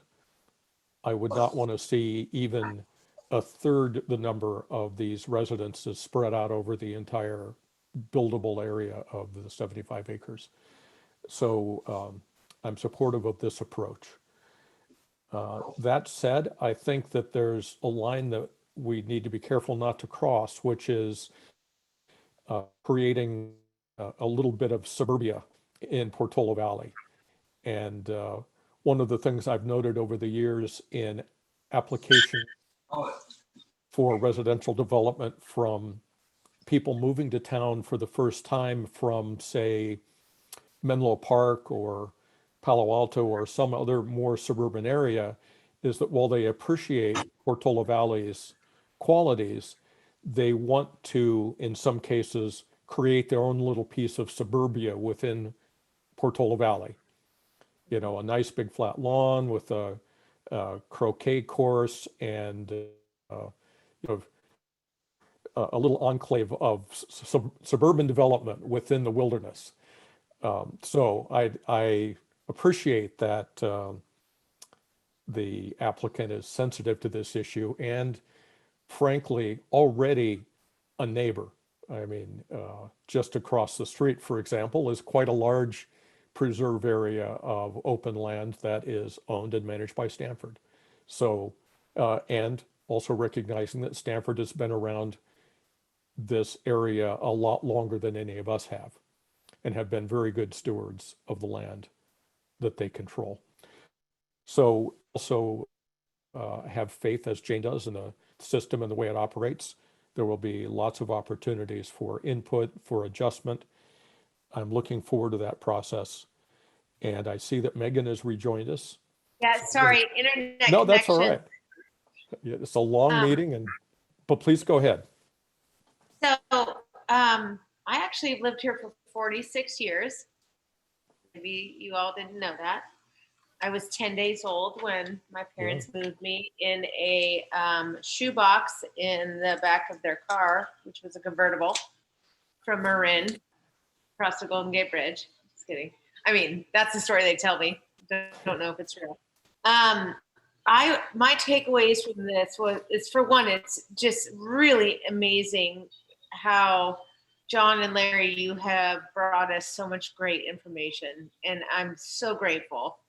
And I was really nervous coming into this meeting. I've been on the Ascc for 9 years, and this is the one that I was concerned about. Like, I was really worried. Am I going to get death threats? Am I going to get, like, who knows what? Like, people are very passionate about this, but you have all done a great job in presenting us with the facts.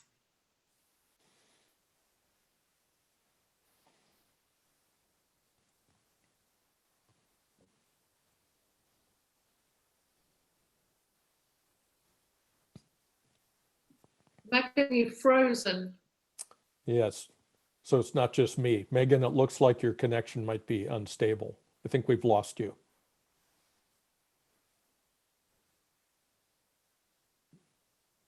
Megan, if you can hear us, one thing to try is to turn off your video and just go on audio. Sometimes that will help.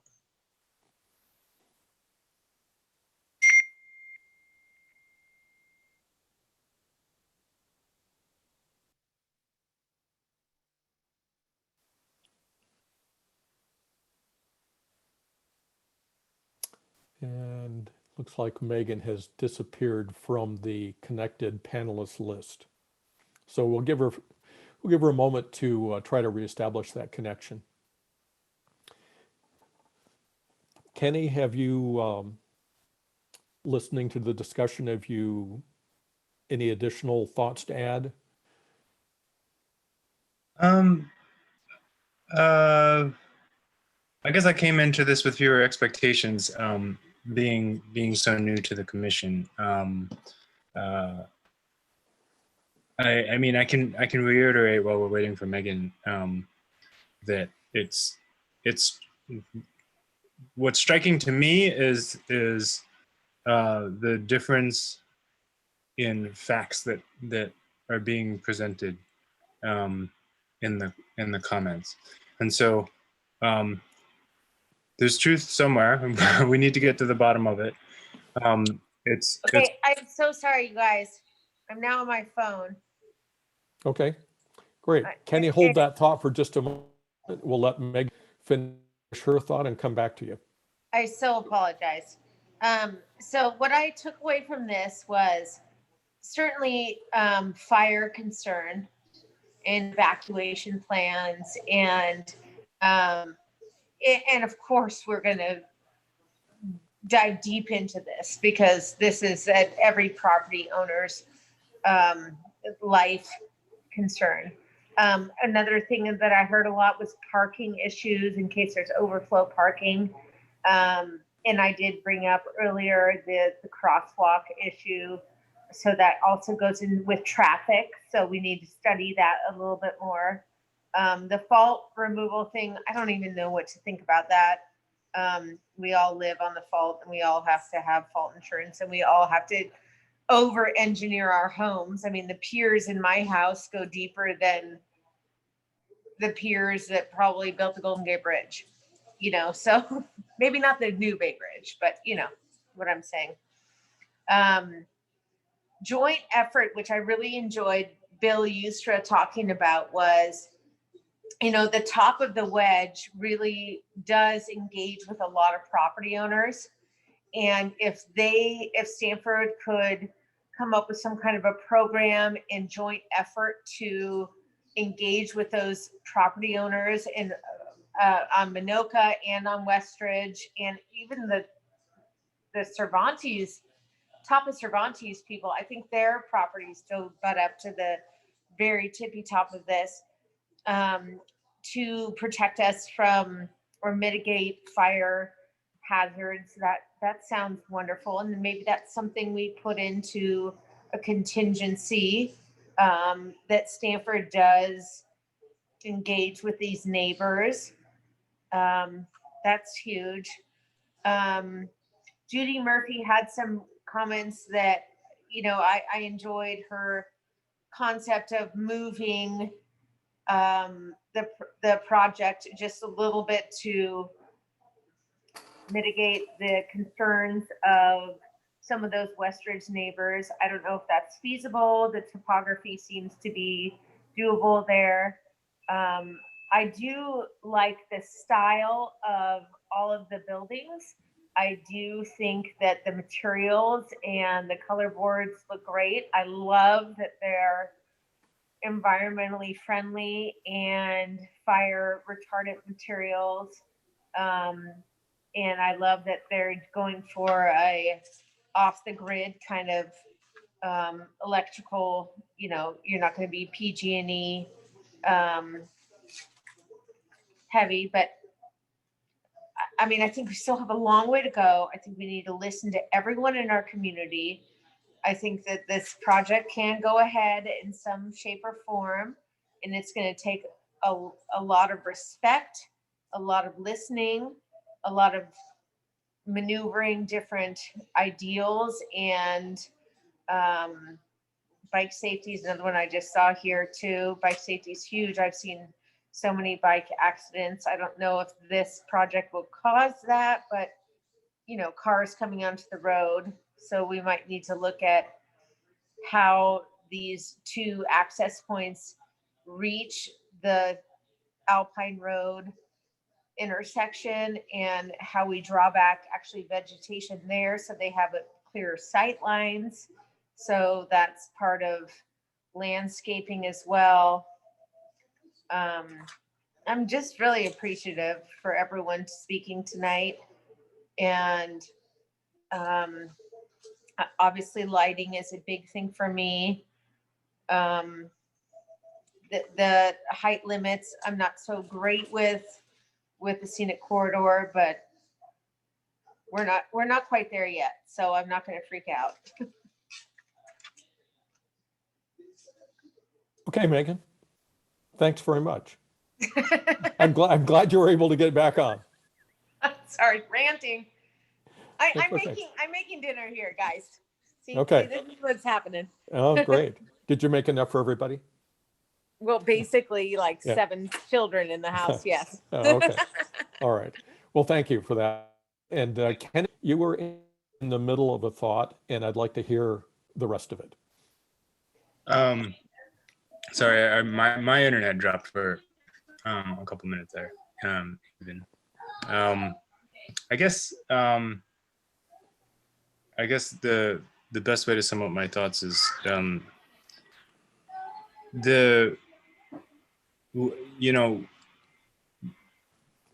we all love a lot of things about so many things about Portola Valley,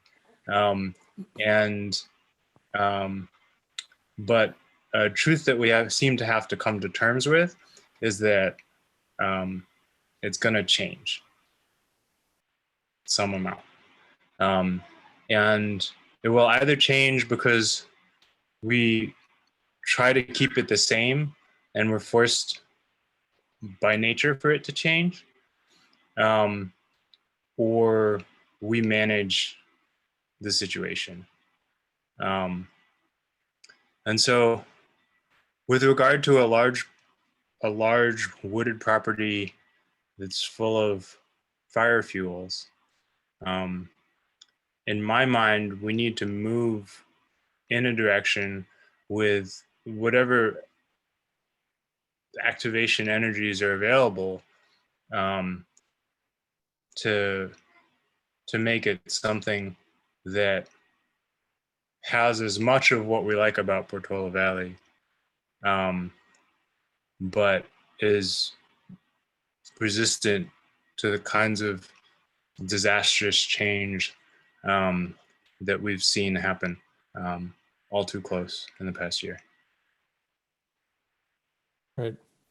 So Thanks. that's on my mind. Great, thank you. Jane, have anything else you want to add in? No, I think I covered most of it. Okay, great. Well, I'll just say one more thing in conclusion, a question that came up with a number of people. I may have been the first one to raise it, and that is about the ASCC's authority and jurisdiction in this project.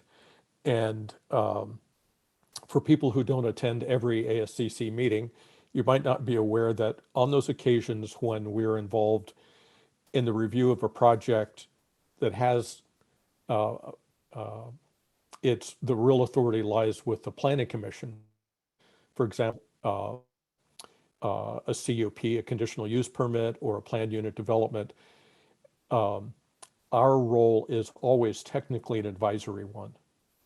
Where those projects stop at the ASCC, we are the ultimate authority for imposing conditions and approving or denying a project. Where that authority is vested at a higher level than us, then we play an advisory role. I know from experience that the Planning Commission and the Town Council take ASCC input very seriously. I'm not concerned with that difference in authority. And in fact, over the years, I'd say at least half, if not a majority, of Town Council members have served on the ASCC. So that's another comforting realization, and many also on the Planning Commission. Some of the attendees and speakers tonight have served on town committees and on the ASCC as well. So we're really pretty well integrated, even though our authority might be of a different nature in the review of this project. So with that, and seeing no other requests to speak, I'm going to go ahead and close this item, which is, you'll all recall, item 1 on our agenda tonight. Luckily, we don't have a big agenda. So let's move on to commission reports. Are there any commissioners that have reviewed or acted on items for the town in the last couple of weeks? I haven't. No. And Megan, not sure. No. No, no. No, I have not. I wish I have. I would love to go out to a site. If anyone wants to call on me. Right.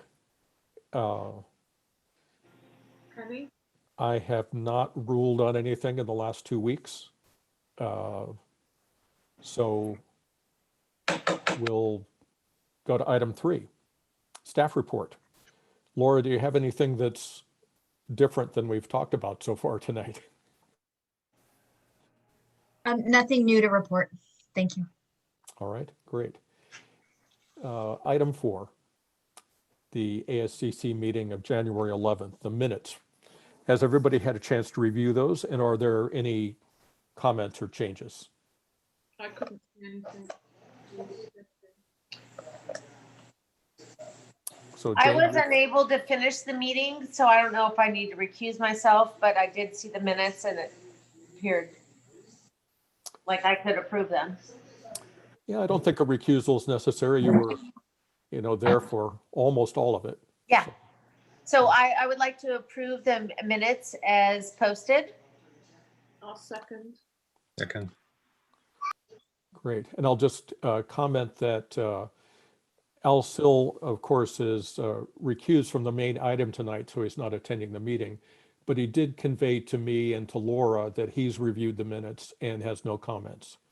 So with that, I'll call for a vote. All in favor of approval? Aye. Aye. That's unanimous. And that is the last item on our agenda. So with that, I'll adjourn the meeting. Thank you all for coming. I apologize for all my in and outs. This is frustrating on my end. Sorry. That's all right. We're in a new age. Everybody needs a better, faster internet connection, but I mean, you can't what's get it in going Portola on? Valley. Yeah. I swear to you, the tower is down here at Alpine Inn, right? And I'm like, what? You guys are right here. Yeah. But I thank you so much. And I miss you all very much. Yes. Well, everybody get vaccinated. Let's get a handle on this thing and I start know. having Do you in-person meetings have, again. do you have one yet? No, not yet. Not yet. Okay. So my mom just got her first one.